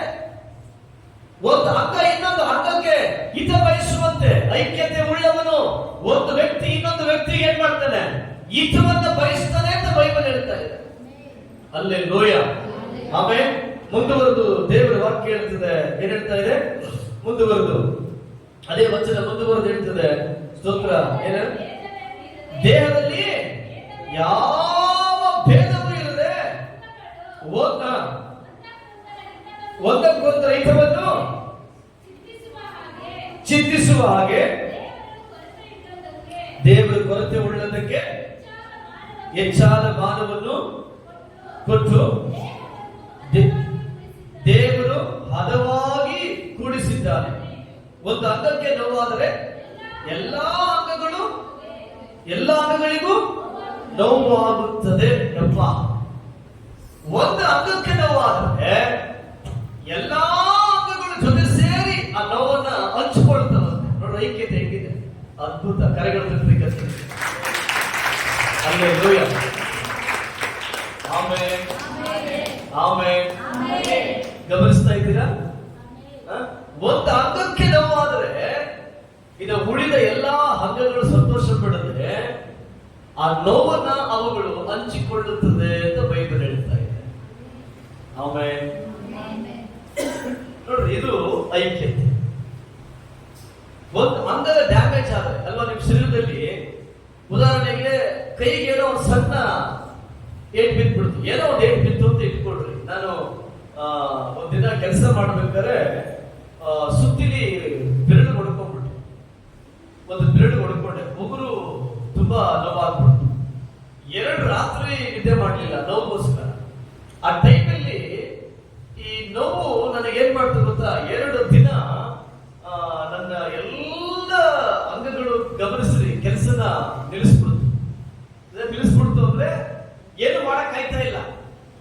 ಆ ನೋವಿಗೆ ಏನು ಚುರುಕಾಗಿರಕ್ಕಾಗ್ತಾ ಇಲ್ಲ. ಇಡೀ ಶರೀರನೇ ನಲುಗಿಸ್ತಾ ಇದೆ ನೋವಿಂದ ಅಲ್ವಾ? ಸಾಮಾನ್ಯವಾಗಿ ಉಗುರು ಕಣ್ಣಿಗೆ ಏಟಾಗಬಾರದು. ಏಟಾದ್ರೆ ಇಡೀ ದೇಹದ ನಡುಗಿಸಿ ಸಾಕ್ಬಿಡುತ್ತದೆ ಅಲ್ವಾ? ಅನುಭವ ಇದೆಯಾ? ಹಾಗೆ ಗಮನಿಸ್ರಿ, ಪರಲೋಕ ಹೇಳ್ತಾ ಇದೆ, ದೇಹ ಒಂದು ಅಂಗಕ್ಕೆ ನೋವು ಆದ್ರೆ ಇಡೀ ಶರೀರನೇ ಅದರ ನೋವನ್ನು ಶೇರ್ ಮಾಡಿಕೊಳ್ಳುತ್ತದೆ. ನೀನೊಬ್ಬರೇ ಅನುಭವಿಸಬೇಡ, ನಾನು ನಿನ್ನ ಸಂಗಡ ಇದ್ದೀನಿ, ನಾನು ನಿನ್ನ ಪಾರ್ಟ್ನರ್. ಈ ಬೆಳಿಗ್ಗೆ ಯಾರಿಗೆ ಅರ್ಥ ಆಗ್ತಾ ಇದೆ? ಅಲ್ಲೇ ಲೋಯ ಅಲ್ವಾ? ನಾನಿನ್ನ ಸಹಪಾಠಿ. ಡೋಂಟ್ ವರಿ, ನಿನಗಾದ ನೋವಲ್ಲ ನಾನು ಪಾತ್ರ ಹೊಂದಿಕೊಡ್ತೀನಿ. ಆಗ ಇದು ಐಕ್ಯತೆ. ಗಮನವಾಗಿ ಕೇಳಿಸ್ಕೊಂಡ್ರೆ ದೇವರ ಮಕ್ಕಳೇ, ಈ ಐಕ್ಯತೆಯ ಒಳಗಡೆ ನಾವು ಪ್ರವೇಶ ಮಾಡದೇ ಇದ್ರೆ ನಾವು ಕರ್ತನ ವಾಕ್ಯಕ್ಕೆ ಹೆಂಗಿದ್ದೀವಿ? ವಿರುದ್ಧವಾಗಿ ನಡೀತಾ ಇದ್ದೀವಿ. ಬೈಬಲ್ ಹೇಳ್ತದೆ, ಒಂದು ಅಂಗಕ್ಕೆ ಮರ್ಯಾದೆ ಬಂದ್ರೆ ಎಲ್ಲಾ ಅಂಗಗಳಿಗೆ ಏನು ಬರ್ತದೆ? ಮರ್ಯಾದೆ ಬರ್ತಾ ಇದೆ ಅಲ್ವಾ? ಒಂದು ಯಾವುದೋ ಒಂದು ಅಂಗಕ್ಕೆ ಮರ್ಯಾದೆ ಬಂದ್ರೆ ಇಡೀ ಅಂಗಗಳಿಗೆಲ್ಲ ಏನ್ ಬರ್ತದೆ? ಮರ್ಯಾದೆ ಬರ್ತದೆ. ಆಮೇಲೆ ಅಲ್ಲೇ ಲೋಯ. ವಾಕ್ಯ ಅರ್ಥ ಆಗ್ತಾ ಇದೆ? ತುಂಬಾ ಮುಖ್ಯ ಯಾವುದು? ಐಕ್ಯತೆ. ಯಾವುದು? ಐಕ್ಯತೆ. ಸರಿ, 1 ನಿಮಿಷ ಎಲ್ಲ ಕಣ್ಗಳನ್ನು ಮುಚ್ಚಿ ದೇವರ ಬಳಿ ಕೇಳ್ರಿ. ದೇವ್ರೆ, ಐಕ್ಯವಾಗಿರುವಂತ ಒಂದು ಕೃಪೆ ನಾವು ಕೊಡು ದೇವ್ರೆ ಅಂತ ಕೇಳಿ ಪ್ರಾರ್ಥಿಸಿ. ದೇವ್ರೆ, ನಾವು ಒಟ್ಟಾಗಿರ್ಬೇಕು ಸ್ವಾಮಿ, ಐಕ್ಯವಾಗಿರ್ಬೇಕು. ಪ್ರಾರ್ಥಿಸಿ, ಐಕ್ಯವಾಗಿರ್ಬೇಕು. ಕರ್ತನ ಬಳಿ ಪ್ರಾರ್ಥಿಸಿ, ಐಕ್ಯವಾಗಿರ್ಬೇಕು. Thank you lord. ಸ್ತೋತ್ರಪ್ಪ. ಪರಿಶುದ್ಧಾತ್ಮನೇ, ನಿನ್ನ ವಾಕ್ಯ ಹೇಳಲ್ಪಟ್ಟ ಹಾಗೆ ತಂದೆಯೇ, ನಾವು ನೀನು ಒಂದಾಗಿರುವಂತೆ ಇವರು ಕೂಡ ಒಂದಾಗಿರುವ ಹಾಗೆ ದೇವಾಲಯ ಕೃಪೆಯಿಂದ ದಯಪಾಲಿಸುವ ವಚನದ ಪ್ರಕಾರ ಈ ಮುಂಜಾನೆ ಐಕ್ಯತೆ ಉಂಟಾಗಲಿ ಸ್ವಾಮಿ. ಐಕ್ಯತೆಗಿರುವ ತಡೆಗಳೆಲ್ಲ ಮಾರ್ಪಡ್ಲಿ ಯೇಸುವಿನ ನಾಮದಲ್ಲಿ ತಂದೆ. ಆಮೆನ್. ಅಲ್ಲೇ ಲೋಯ. ಕರ್ತನ ಪ್ರಾರ್ಥನೆ ಕೇಳೋದು ಕರೆಗಳ ಜೊತೆ ಆಮೆನ್. ಸರಿ, ಐಕ್ಯತೆ ಬಹಳ ಮುಖ್ಯ. ಯಾವ ತುಂಬಾ ಮುಖ್ಯ? ಐಕ್ಯತೆ ತುಂಬಾ ಮುಖ್ಯವಾದಂತ ಒಂದು ಕಾರ್ಯ. ಸರಿ, ಈ ಐಕ್ಯತೆನ ಸ್ತೋತ್ರ ಗಮನಿಸಬೇಕು. ಐಕ್ಯತೆಯನ್ನ ಕೆಡಿಸುವಂಥದ್ದು ಯಾವುದು? ಐಕ್ಯತೆಯನ್ನ ಕೆಡಿಸುವಂಥದ್ದು ಯಾವುದು? ಗಮನಿಸಿದ ಐಕ್ಯತೆ ಹಾಳಾಗೋದು ಬಹಳ ಕೆಲವು ವಿಷಯಗಳಿದೆ, ಅದು ಐಕ್ಯತೆಯನ್ನು ಹಾಳು ಮಾಡುತ್ತೆ. ಕೆಲವೊಂದು ಗುಣಗಳು ಐಕ್ಯತೆಯನ್ನು ಹಾಳು ಮಾಡುತ್ತೆ. ಸರಿನಾ? ಸರಿ. ವಾಕ್ಯ ಹೇಳ್ತದೆ ಗಲಾತ್ಯ 5ನೇ ಅಧ್ಯಾಯ 15ನೇ ವಚನ. ವಾಕ್ಯ ಅಲ್ಲೋಡೋಣ. ಫಸ್ಟ್ ಗಲಾತ್ಯ 5ನೇ ಅಧ್ಯಾಯ 15ನೇ ವಚನ. ಸ್ವಲ್ಪ ಆದರೆ ನೀವು ಒಬ್ಬರನ್ನ ಒಬ್ಬರು ಕಚ್ಚಿ ಹರಕೊಂಡು ನುಂಗುವವರಾದರೆ ಒಬ್ಬರಿಗೊಬ್ಬರು ನಾಶವಾದಿರಿ. ದೇವರು ಹೇಳ್ತಾರೆ, ನೀವು ಒಬ್ಬರಿಗೊಬ್ಬರು ಕಚ್ಚಿ ಹರಕೊಳ್ಳುವುದಾದರೆ, ಅಂದ್ರೆ ಒಬ್ಬರ ಮೇಲೆ ಒಬ್ಬರು ಜಗಳ ಮಾಡೋದಾದ್ರೆ, ಒಬ್ಬರ ಮೇಲೆ ಒಬ್ಬರು ಬಿದ್ದು ಗಮನಿಸಬೇಕು. ನೀವು ಹೋರಾಡೋದಾದ್ರೆ ಬೈಬಲ್ ಹೇಳ್ತದೆ, ನಿಮ್ಮನ್ನ ನೀವೇ ನಾಶ ಮಾಡಿಕೊಳ್ಳಿ. ನೋಡ್ರಿ, ಐಕ್ಯತೆ ಬೇರ್ಪಟ್ರೆ ಅಳಿವು ಅಂತ ವಾಕ್ಯ ಹೇಳ್ತಾ ಇರೋದು. ಐಕ್ಯತೆ ಬೇರ್ಪಟ್ರೆ ನೆಕ್ಸ್ಟ್ ಏನಂತ ಅದು ನಾಶವೇ. ಸತ್ಯವೇದ ಹೇಳ್ತಾ ಇದೆ, ಐಕ್ಯತೆ ಅನ್ನೋದು ಒಂದು ಮಾತ್ರ ಒಡೆಯಲ್ಪಟ್ರೆ ಅದರ ನೆಕ್ಸ್ಟ್ ಸ್ಥಿತಿ ಯಾವುದು? ನಾಶನೇ. ಉದಾಹರಣೆಗೆ ಯಾವ್ದಾದ್ರೂ ಒಂದು ಗಿಡದಲ್ಲಿ ಒಂದು ಕೊಂಬೆ ಕತ್ತರಿಸಿ ತೆಗೆದ್ರೆ ಆ ಕಡಿಯಲ್ಪಟ್ಟ ಕೊಂಬೆಯ ಅವಸ್ಥೆ ಏನ್ ಹೇಳ್ರಿ?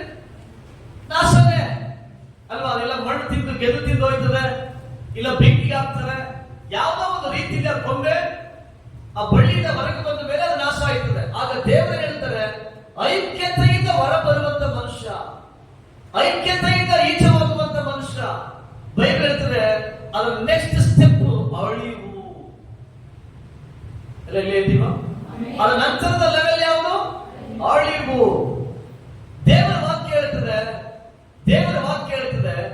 ಯಾವಾಗ ಒಂದು ಐಕ್ಯತೆಗೆ ಧಕ್ಕೆ ಉಂಟಾಗ್ತದೋ, ಯಾವಾಗ ಒಂದು ಐಕ್ಯತೆಗೆ ಗಮನಿಸಿ ನಷ್ಟ ಉಂಟಾಗ್ತದೋ, ಯಾವಾಗ ಒಂದು ಐಕ್ಯತೆಗೆ ಗಮನಿಸಬೇಕು ಒಂದು ಬಿರುಕು ಉಂಟಾಗ್ತದೋ, ಆ ಜಾಗದಲ್ಲಿ ಏನುಂಟಾಗ್ತದೆ ಗಮನಿಸಿ? ನಾಶನ ಉಂಟಾಗ್ತದೆ. ಐಕ್ಯತೆ ಒಡೆಯಲ್ಪಟ್ಟಾಗ ಆ ಪ್ರದೇಶದಲ್ಲಿ ಅಳಿವು ಉಂಟಾಗ್ತದೆ, ನಾಶ ಉಂಟಾಗ್ತದೆ. ಹಲ್ಲೆಲೂಯಾ. ಸರಿನಾ? ಏನುಂಟಾಗ್ತದೆ? ನಾಶ ಉಂಟಾಗ್ತದೆ. ಸರಿ, ಗಮನಿಸ್ರಿ. ಯಾವುದೇ ಸ್ಥಳದಲ್ಲೂ ಒಂದು ಅಳಿವು ತರಬೇಕು ಅಂದ್ರೆ ಮೊದಲನೇದಾಗಿ ಏನ್ ಮಾಡ್ಬೇಕು ಅಂತ? ಐಕ್ಯತೆಯನ್ನ ಹೊಡೆದಾಕ್ಬೇಕು. ಫಸ್ಟ್ ಏನ್ ಮಾಡ್ಬೇಕು? ಐಕ್ಯತೆಯನ್ನ ಹೊಡೆದಾಕ್ಬೇಕು. ನೀವು ಒಂದು ಯಾವುದೇ ಸ್ಥಳ ಆದ್ರೂ ಸರಿ, ಒಂದು ಕಂಪನಿ ಆಗಿರ್ಲಿ, ಒಂದು ಮನೆ ಆಗಿರ್ಲಿ, ಒಂದು ಸಭೆ ಆಗಿರ್ಲಿ, ಮೊದಲನೇದಾಗಿ ಆ ಜಾಗಗಳಲ್ಲಿ ಒಂದು ಕೊರತೆಯನ್ನು ಸೇರಿಸಬೇಕು ಅಂತಂದ್ರೆ, ಆ ಜಾಗದ ಆನಂದವನ್ನ ಕೆಡಿಸಬೇಕು ಅಂತಂದ್ರೆ ಏನ್ ಮಾಡ್ಬೇಕು ನಾವು? ಮೊದಲನೇದಾಗಿ ಅಲ್ಲಿಯ ಐಕ್ಯತೆಯನ್ನ ಮೊದಲು ಹಾಳು ಮಾಡಬೇಕು. ಯಾವುದು? ಐಕ್ಯತೆ ಹಾಳು ಮಾಡಬೇಕು. ಐಕ್ಯತೆ ಹಾಳಾಯ್ತು ಅಂದ್ರೆ ಸಂಪೂರ್ಣವಾಗಿ ಏನಾಗ್ತದೆ? ಜಾಗದಲ್ಲಿ 100ಕ್ಕೆ 100 ಭಾಗ ಗಮನಿಸ್ರಿ, ಅದು ನಾಶನಕ್ಕೆ ರೆಡಿ ಆಯ್ತು ಅಂತ. ಯಾವುದಕ್ಕೆ? ನಾಶನಕ್ಕೆ ಒಂದು ಗಮನಿಸ್ರಿ ಪ್ರಾರಂಭ ಅಂತ ಅರ್ಥ. ಹಾಗೆ ದೇವರ ಮಕ್ಕಳ ಒಳಗಡೆ ಒಂದು ವಿಷಯನ ಗಂಭೀರವಾಗಿ ತಗೊಳ್ಬೇಕು. ನಮ್ಮ ಐಕ್ಯತೆಯನ್ನ ಕೆಡಿಸುವಂತವುಗಳ ವಿಷಯ ಗಮನವಾಗಿರಬೇಕು. ಅದಕ್ಕೆ ವಾಕ್ಯ ಹೇಳಿದ್ರೆ, ನೀವು ಒಬ್ಬರಿಗೊಬ್ಬರು ಕಚ್ಚಿ ಹರಕೊಳ್ಳಬೇಡ್ರಿ. ನೀವು ಒಂದು ವೇಳೆ ಹಂಗ ಮಾಡಿದ್ರೆ ನೀವು ಒಡೆದು ಹೋಗ್ಬಿಡ್ತೀರಿ, ನೀವು ನಾಶ ಆಗ್ಬಿಡ್ತೀರಿ. ನಂತರ ಓದಿ ನೋಡ್ರಿ, 1 ಕೊರಿಂಥ 6ನೇ ಅಧ್ಯಾಯ 1 ಕೊರಿಂಥ 6ನೇ ಅಧ್ಯಾಯ 1 ಕೊರಿಂಥ 6ನೇ ಅಧ್ಯಾಯ 6 ಮತ್ತು 7, 8 ಈ 3 ವಚನಗಳನ್ನ ನೀವು ಗಮನಿಸಿರಿ. 1 ಕೊರಿಂಥ 6ನೇ ಅಧ್ಯಾಯ. ಜಾಣನು ನಿಮ್ಮಲ್ಲಿ ಒಬ್ಬನಾದರೂ ಇಲ್ಲವೋ? ಸಹೋದರನು ಸಹೋದರನ ಮೇಲೆ ವ್ಯಾಜ್ಯವಾಡುವುದು ಅಲ್ಲದೆ ಅದನ್ನು ಕ್ರಿಸ್ತ ಭಕ್ತರೆಲ್ಲವರ ಮುಂದೆ ತೆಗೆದುಕೊಂಡು ಹೋಗುವುದು ಸರಿಯೋ? ನಿಮ್ಮಲ್ಲಿ ವ್ಯಾಜ್ಯವಾಡುವುದೇ ನೀವು ಸೋತವರೆಂಬುದಕ್ಕೆ ಗುರುತು. ನೀವು ಬಿದ್ದು ಹೋಗಿದ್ದೀರಿ ಅನ್ನೋದಕ್ಕೆ ಮೊದಲ ಗುರುತೇನು? ಜಗಳ. ನಾವು ಸೋತು ಹೋಗಿದ್ದೀವಿ ಅನ್ನೋದಕ್ಕೆ ಮೊದಲ ಗುರುತೇನು? ಜಗಳ. ಚೆನ್ನಾಗಿ ಗಮನಿಸಬೇಕು. ಒಂದು ಕುಟುಂಬದಲ್ಲಿ ಐಕ್ಯತೆ ಯಾವಾಗ ಉಳಿಯಲ್ಪಡುತ್ತದೋ ನೆಕ್ಸ್ಟ್ ಸ್ಟಾರ್ಟ್ ಆಗೋದೇ ಯಾವುದು? ಜಗಳನೇ. ಯಾರು ವಾಕ್ಯ ಅರ್ಥ ಆಗ್ತಾ ಇದೆ? ಜಗಳನೇ ಸ್ಟಾರ್ಟ್ ಆಗೋದು. ಜಗಳ ಸ್ಟಾರ್ಟ್ ಆಯ್ತು, ನೀವು ಅರ್ಥ ಮಾಡಿಕೊಂಡ್ರಿ ಅದು ಐಕ್ಯತೆ ಹೋಗಿದೆ ಅಂತ ಅರ್ಥ. ಏನ್ ಹೋಯ್ತು ಅಂತ ಅರ್ಥದಲ್ಲಿ? ಐಕ್ಯತೆ ಹೋಯ್ತು. ನಾವು ಯಾವಾಗ ಜಗಳ ಸ್ಟಾರ್ಟ್ ಮಾಡೋದು, ನಮ್ಮ ಮನೇಲಿ ಜಗಳ ಆಯ್ತು, ಗಮನಿಸಬೇಕಿದೆ. ತುಂಬಾ ಸೂಕ್ಷ್ಮವಾದದ್ದು. ಪರಲೋಕದ ವಾಕ್ಯ ಹೇಳ್ತಾ ಇದೆ, ಜಗಳ ಪ್ರಾರಂಭಗೊಳ್ತು ಅಂದ್ರೆ ಅಲ್ಲೇನಿಲ್ಲ ಅಂತ ಅರ್ಥ, ಐಕ್ಯತೆ ಇಲ್ಲ ಅಂತ ಅರ್ಥ. ಅದಕ್ಕೆ ದೇವರ ವಚನ ಹೇಳ್ತಾರೆ, ನೀವು ಯಾಕೆ ಇದಕ್ಕಿಂತ ಒಳ್ಳೆಯದು ಐಕ್ಯತೆನ ಕಾಪಾಡಿಕೊಳ್ಳೋದಕ್ಕೋಸ್ಕರ ನಷ್ಟನ ಯಾಕೆ ತಾಳಬಾರದು ಅಂತ ಮುಂದಿನ ವಾಕ್ಯ ಹೋದ್ರೆ 7ನೇ ವಚನ ಹೋದ್ರೆ ಅದಕ್ಕಿಂತ ಒಳ್ಳೆಯದು, ನೀವು ಅದಕ್ಕಿಂತ ಒಳ್ಳೆಯದು ಏನು, ಅನ್ಯಾಯವನ್ನು ಯಾಕೆ ಸಹಿಸಬಾರದು. ಒಡೆದು ಹೋಗೋದಕ್ಕಿಂತ ಯಾಕೆ ನೀವು ಒಬ್ಬರನ್ನೊಬ್ಬರು ಕಾಪಾಡಿಕೊಳ್ಳಬಾರದು? ಏನೋ ಒಂದು ಆಗೋಯ್ತು, ಹೋಗ್ಲಿ ಬಿಡು. ನನಗೆ ಒಂದು ಕಾರ್ಯ ಹೇಳ್ತೀನಿ, ದೇವರು ಕೃಪೆಯನ್ನು ಆಶ್ರಯಿಸಿ. ನಮಗೆ 3 ಜನ ಮಕ್ಕಳು. ನಮ್ಮ ಮನೆಯಲ್ಲಿ ನಮ್ಮ ಮಕ್ಕಳು ನಾನೇನೆಲ್ಲ ತರ್ತೀನೋ ಅದನ್ನೆಲ್ಲ ರಿಪೇರಿ ಮಾಡ್ತಾರೆ. ನನಗೇನೋ ಬೇಕು ಅಂತ ತಂದಿರ್ತೀನಿ, ಅದನ್ನ ಸೂಪರ್ ಆಗಿ ಸ್ಕ್ರೂ ಡ್ರೈವರ್ ಅವು ಇವು ತಗೊಂಡೆಲ್ಲ ಬಿಚ್ಚಿ ಎಲ್ಲ ಬಿಡಿ ಬಿಡಿ ಮಾಡಾಕ್ಬಿಟ್ಟಿರ್ತಾರೆ. ನೋಡಿದ ಒಡನೆ ಮನಸ್ಸಿಗೆ ತುಂಬಾ ಕಷ್ಟ ಆಯ್ತದೆ. ಕೋಪದಲ್ಲಿ ಚೆನ್ನಾಗಿ ಹೊಡಿಬೇಕು ಅಂತ ಅನಿಸ್ತದೆ. ಅವರ ಮನಸ್ಸಿಗೆ ಅನಿಸುತ್ತೆ, ನನಗೆ ಮಕ್ಕಳು ಇಂಪಾರ್ಟೆಂಟ್, ವಸ್ತುಗಳು ಇಂಪಾರ್ಟೆಂಟ್? ಯಾವ್ದು ಮುಖ್ಯ ನಮಗೆ? ನಮ್ಮ ಮಕ್ಕಳೇ ಇಂಪಾರ್ಟೆಂಟ್. ಒಂದು ವಸ್ತು ಹೋದ್ರೆ ಏನ್ ಮಾಡ್ಬೋದು, ಇನ್ನೊಂದು ವಸ್ತು ತಗೊಳ್ಬಹುದು. ಕತ್ತು ನಮಗ ಸಾಮರ್ಥ್ಯ ಕೊಟ್ಟಿದ್ದಾರ? ಆಮೇಲೆ ಹೇಳ್ರಿ ಆಸಕ್ತಿಯ. ಆದ್ರೆ ಗಮನಿಸಬೇಕು, ಒಂದು ದಿನ ಒಂದು ಮನೆಯ ಒಳಗಡೆ ಒಂದು ಮಗು ಮನೆಗೆ ತಂದ ಒಂದು ವಸ್ತುನ ಕೆಡಿಸ್ಬಿಡುತ್ತು. ತಂದೆಗೆ ಭಯಂಕರ ಕೋಪ ಬಂತು. ನಡೆದ ಕಾರ್ಯ ಇದು. ನೇರ ಹೋದ್ರು, ಮಗುನ ಗದರಿಸಿದ್ರು. ಮಗುನ ಗದರಿಸಿ ಆದ್ಮೇಲೆ ನೇರವಾಗಿ ತೆಗೆದು ತಲೆ ಮೇಲೆ ಒಂದು ಬೈಡಂತ ಬಿಟ್ರು. ಒಡೆದ ಜಾಗದಲ್ಲಿ ಹಂಗೆ ಸತ್ಯ ಹೋಯ್ತು. ಒಡೆದ ಜಾಗ ಸತ್ತೋಯ್ತು. ಅವನು ಮಗುನ ಎತ್ಕೊಂಡು ಅಳುತ್ತಾನೆ, ಕಿರುಚ್ತಾನೆ, ಎದ್ದೇಳುತ್ತದೆ. ಮಗು ಎದ್ದೇಳುತ್ತದೆ, ಸತ್ತು ಹೋಯ್ತು ಹೊಡೆದ ಏಟಿಗೆ. ಇದು ನಡೆದ ಕಾರ್ಯ, ಇದು ನಡೆದ ವಿಷಯ. ಇದು ನಾನು ನಿಮ್ಗೆ ಏನ್ ಹೇಳ್ತಾ ಇದ್ದೀನಿ, ವಸ್ತುಗಳಿಗಿಂತ ಮುಖ್ಯ ಯಾವುದು? ನಮಗೆ ಮಕ್ಕಳು. ನಾನು ಯಾಕೆ ನಿಮ್ಗೆ ಹೇಳ್ತಾ ಇದ್ದೀನಿ ಅಂತಂದ್ರೆ, ಒಂದು ಕುಟುಂಬದ ಸಂತೋಷ ನಾವು ನಮ್ಮ ಮನೆಗೆ ತರುವಂತ ವಸ್ತುಗಳಿಗಿಂತಲೂ ಮುಖ್ಯ. ನಮ್ಮ ಕುಟುಂಬದ ಐಕ್ಯತೆ, ಗಂಡ ಹೆಂಡತಿಯ ಐಕ್ಯತೆ ಮತ್ತು ತಂದೆ ತಾಯಿ ಮಕ್ಕಳ ಐಕ್ಯತೆ ನಾನು ಮನೆಗೆ ತರುವಂತ ವಸ್ತುವಿಗಿಂತಲೂ ಬಹಳ ಪ್ರಾಮುಖ್ಯ. ಯಾವುದು? ಐಕ್ಯತೆ.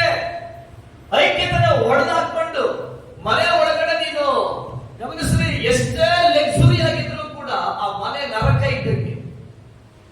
ಸರಿಯದಪ್ಪ? ಮನೆ ನರಕ ಇದ್ದಂಗೆ. ನೀನು ಕೋಟಿ ಗಟ್ಟಲೆ ನೀನು ಸ್ವಲ್ಪ ಹಣ ಸುರಿದು ಮನೆ ಕಟ್ಟಿರಬಹುದು, ಅಲ್ಲಿ ನಿನ್ನ ಕುಟುಂಬ ಜೀವನ ಸಂತೋಷವಾಗಿಲ್ಲ ಅಂದ್ರೆ ನೀನು ನರಕದಲ್ಲಿದ್ದೀಯಾ ಅಂತ ಅರ್ಥ ನನ್ನ ಭಾಷೆಗೆ. ಆಮೇಲೆ ಅಲ್ಲೇಲೂಯಾ. ಸರಿ, ಗಮನಿಸ್ರಿ. ನಮ್ಗೆ ಯಾಕಂದ್ರೆ ನಿಮ್ ಬಗ್ಗೆ ಹೇಳ್ಬಾರ್ದು, ನಮ್ಮ ಮನೆ ಸ್ಟೋರಿ ಹೇಳ್ತೀವಿ. ನಮ್ಮ ಮನೇಲಿ ಏನ್ ನಡೀತದೆ ಗೊತ್ತಾ? ಒಂದೊಂದ್ಸಲಿ, ಈಗಲ್ಲ ಪ್ರಾರಂಭದಲ್ಲಿ, ಒಂದೊಂದ್ಸಲಿ ಸ್ಟೋವ್ ಆನ್ ಮಾಡ್ಬಿಟ್ಟು ಹಂಗೇ ಇಟ್ಟಿರ್ತಾರೆ. ಏನಾಗ್ಬೋದು ಪಾತ್ರೆಗಳು? ಏನಾಗ್ಬೋದು? ಸ್ತೋತ್ರ, ಅಲ್ಲೇಲೂಯಾ. ಒಂದೊಂದ್ಸಲಿ ಲೈಟ್ಗಳೆಲ್ಲ ಆನ್ ಮಾಡಿರ್ತಾರೆ, ಒಂದೊಂದ್ಸಲಿ ರೂಮ್ಗಳಲ್ಲಿ ಫ್ಯಾನ್ ಓಡ್ತಾನೆ ಇರ್ತವೆ, ಅದರಲ್ಲೇ ಓಡ್ತಾ ಇರ್ತಾರೆ, ಇವರೆಲ್ಲೋ ಇರ್ತಾರೆ.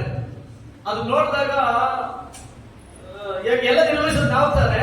ನೋಡಿದ್ರೆ ಹೊಡೆದ ಹೆಂಗಾಯ್ತದೆ, ಮೇಲಿಂದ ಕೆಳಗಡೆವರೆಗೂ ಜರ್ರಂತ ಇರ್ತದೆ ವೋಲ್ಟೇಜ್ ಅಲ್ವಾ? ಕೋಪ ಜರ್ರಂತ ಇರ್ತದೆ. 2 ನಿಮಿಷ ಯೋಚನೆ ಮಾಡ್ತೀನಿ, ಈಗ ಬೈಯೋದ ಇಲ್ಲ ಹೋಗಿ ಅದನ್ನ ಸರಿ ಮಾಡೋದು? ಹೋಗಿ ಸರಿ ಮಾಡಿ ಹೇಳ್ತೀನಿ, ದಯವಿಟ್ಟು ಈ ತರ ಅನ್ಯಾಯ ಅಂದ್ರೆ ಈ ತರ ನಷ್ಟ ಮಾಡ್ಬೇಡ್ರಿ ನನಗೆ ಅಂತ ಹೇಳ್ತೀನಿ. ಯಾಕೆಂದ್ರೆ ನನ್ನ ಹೆಂಡತಿ ಜೊತೆ ಕಿತ್ತಾಡಿದ್ರೆ 100ಕ್ಕೆ 100 ಭಾಗ ನನಗೆ ಸಮಾಧಾನ ಹೋಗುದು. ಅದಕ್ಕಿಂತ ಒಳ್ಳೇದು ಯಾವುದು? ನಷ್ಟದ ತಾಳಿಕೊಳ್ಳು. ಯಾರಿಗೆ ಅರ್ಥ ಆಗ್ತಾ ಇದೆ? ಬೈಬಲ್ ಅಲ್ಲಿ ಹೇಳ್ತಾ ಇರೋದು, ನೀವು ಜಗಳ ಆಡೋದಕ್ಕಿಂತ ಯಾಕೆ ಒಳ್ಳೇದು ನಷ್ಟ ಸಹಿಸ್ಕೋಬಾರ್ದು. ನೀವು ಯಾಕೆ? ನೀವು ಐಕ್ಯವಾಗಿದ್ರೆ ಕಳ್ಕೊಂಡದನ್ನ ತಿರುಗಿ ಏನ್ ಮಾಡಬಹುದು? ಹಿಂಪಡೆಯಬಹುದು. ಹಿಂಪಡಿಬಹುದು, 100% ಹಿಂಪಡಿಬಹುದು. ಕೆಲವೊಂದು ಬೆಲೆ ಬಾಳುವಂತ ವಸ್ತುಗಳನ್ನ ನಮ್ಮ ಮಕ್ಕಳು ರಿಪೇರಿ ಮಾಡ್ಬಿಟ್ಟವ್ರೆ, 100% ರಿಪೇರಿ ಮಾಡವ್ರೆ. ಆದ್ರೆ ಅವ್ರನ್ನ ನಾನು ಒಂದಿರೋದು ಬೈಲಿಲ್ಲ, ಗದಸ್ಲಿಲ್ಲ, ತುಂಬಾ ಯೋಚನೆ ಮಾಡಿದೆ. ಈ ಕೋಪದಲ್ಲಿ ನಾನು ಅವ್ರನ್ನೇನಾದ್ರು ಮಾಡ್ಬಿಟ್ರೆ, ಹೊಡೆದು ಬಿಟ್ರೆ, ಸೊ ಬೇರೆ ಏನೋ ಮಿಸ್ಟೇಕ್ ಆಯ್ತು ಅಂತ ಇಟ್ಟುಕೊಂಡ್ರೆ ಇದನ್ನ ಸರಿ ಮಾಡ್ಕೊಳ್ಳೋದಕ್ಕಿಂತ ಕಳ್ಕೊಂಡ ವಸ್ತುನೇನ್ ಮಾಡ್ಬೋದು, 100% ತರಬಹುದು ಅಂತ ಹೇಳಿ ತಾಳ್ಮೆಯಾಗಿ ನನಗೆ ಮಾತ್ರ ಹೇಳಕ್ಕೆ, ಮಕ್ಕಳ ದಂಡಿಸಬಾರ್ದು ಅಂತ ಹೇಳ್ತಾ ಇಲ್ಲ, ಮಕ್ಕಳ ದಂಡಿಸ್ಬೇಕು, ತಿದ್ದಬೇಕು, ಅದೊಂದು ಭಾಗ ಹಾಗಂತ ಹೇಳಿ ಗಮನಿಸ್ರಿ. ನಮ್ಮ ಮನೆಯ ಸಮಾಧಾನ ಕೆಡಿಸಿಕೊಳ್ಳುವ ಹಾಗೆ ಏನ್ ಮಾಡಬಾರ್ದು, ನಡುಕೋಬಾರ್ದು. ಆಮೇಲೆ ಸತ್ಯವೇದದ ವಾಕ್ಯ ಇದೆ, ತನ್ನ ಕುಟುಂಬವನ್ನ ಬಾಧಿಸೋನಿಗೆ ಗಾಳಿಯೇ ಗಂಟು. ಎಲ್ಲ ಹೇಳ್ರಿ, ತನ್ನ ಮನೆಯನ್ನ ಬಾಧಿಸೋನಿಗೆ ಗಾಳಿಯೇ ಗಂಟು. ಏನು ಸಿಕ್ಕಲ್ಲ ಅವನಿಗೆ, ಏನು ಸಿಕ್ಕಲ್ಲ. ನಾನು ತುಂಬಾ ಸರಿ ತಮಾಷೆಗೆ ಹೇಳ್ತಾ ಇರ್ತೀನಿ, ಕೆಲವರು ಮನೆ ಒಳಗಡೆ ಭಯಂಕರ ಜಗಳ ಮಾಡ್ತಾರೆ. ಏನ್ ಹೇಳ್ರಿ, ತುಂಬಾ ಜಗಳ. ಮನೆ ಒಳಗಡೆ ಬಂದ್ರೆ ಸಾಕು, ಮಾತು ಮುಂಚೆ ಏನ್ ಮಾಡ್ತಾರೆ, ಜಗಳ ಮಾಡ್ತಾರೆ. ಜಗಳ ಮಾಡಿ ಆದ್ಮೇಲೆ ಹೊರಗಡೆ ಹೋಗಿ ಹೇಳ್ತಾರೆ, ಮನೆಗೆ ಹೋದ್ರೆ ನೆಮ್ಮದಿನೇ ಇಲ್ಲ. ಅಯ್ಯೋ ರಾಜ, ನಿನ್ನ ಮನೆನ ಕೆಡಿಸ್ತಿರೋದು ನೀನೇ, ಕರೆಕ್ಟಾ? ನಿನ್ನ ಮನೆನ ಕೆಡಿಸ್ತಿರೋದು ಯಾರು? ನೀನೇ.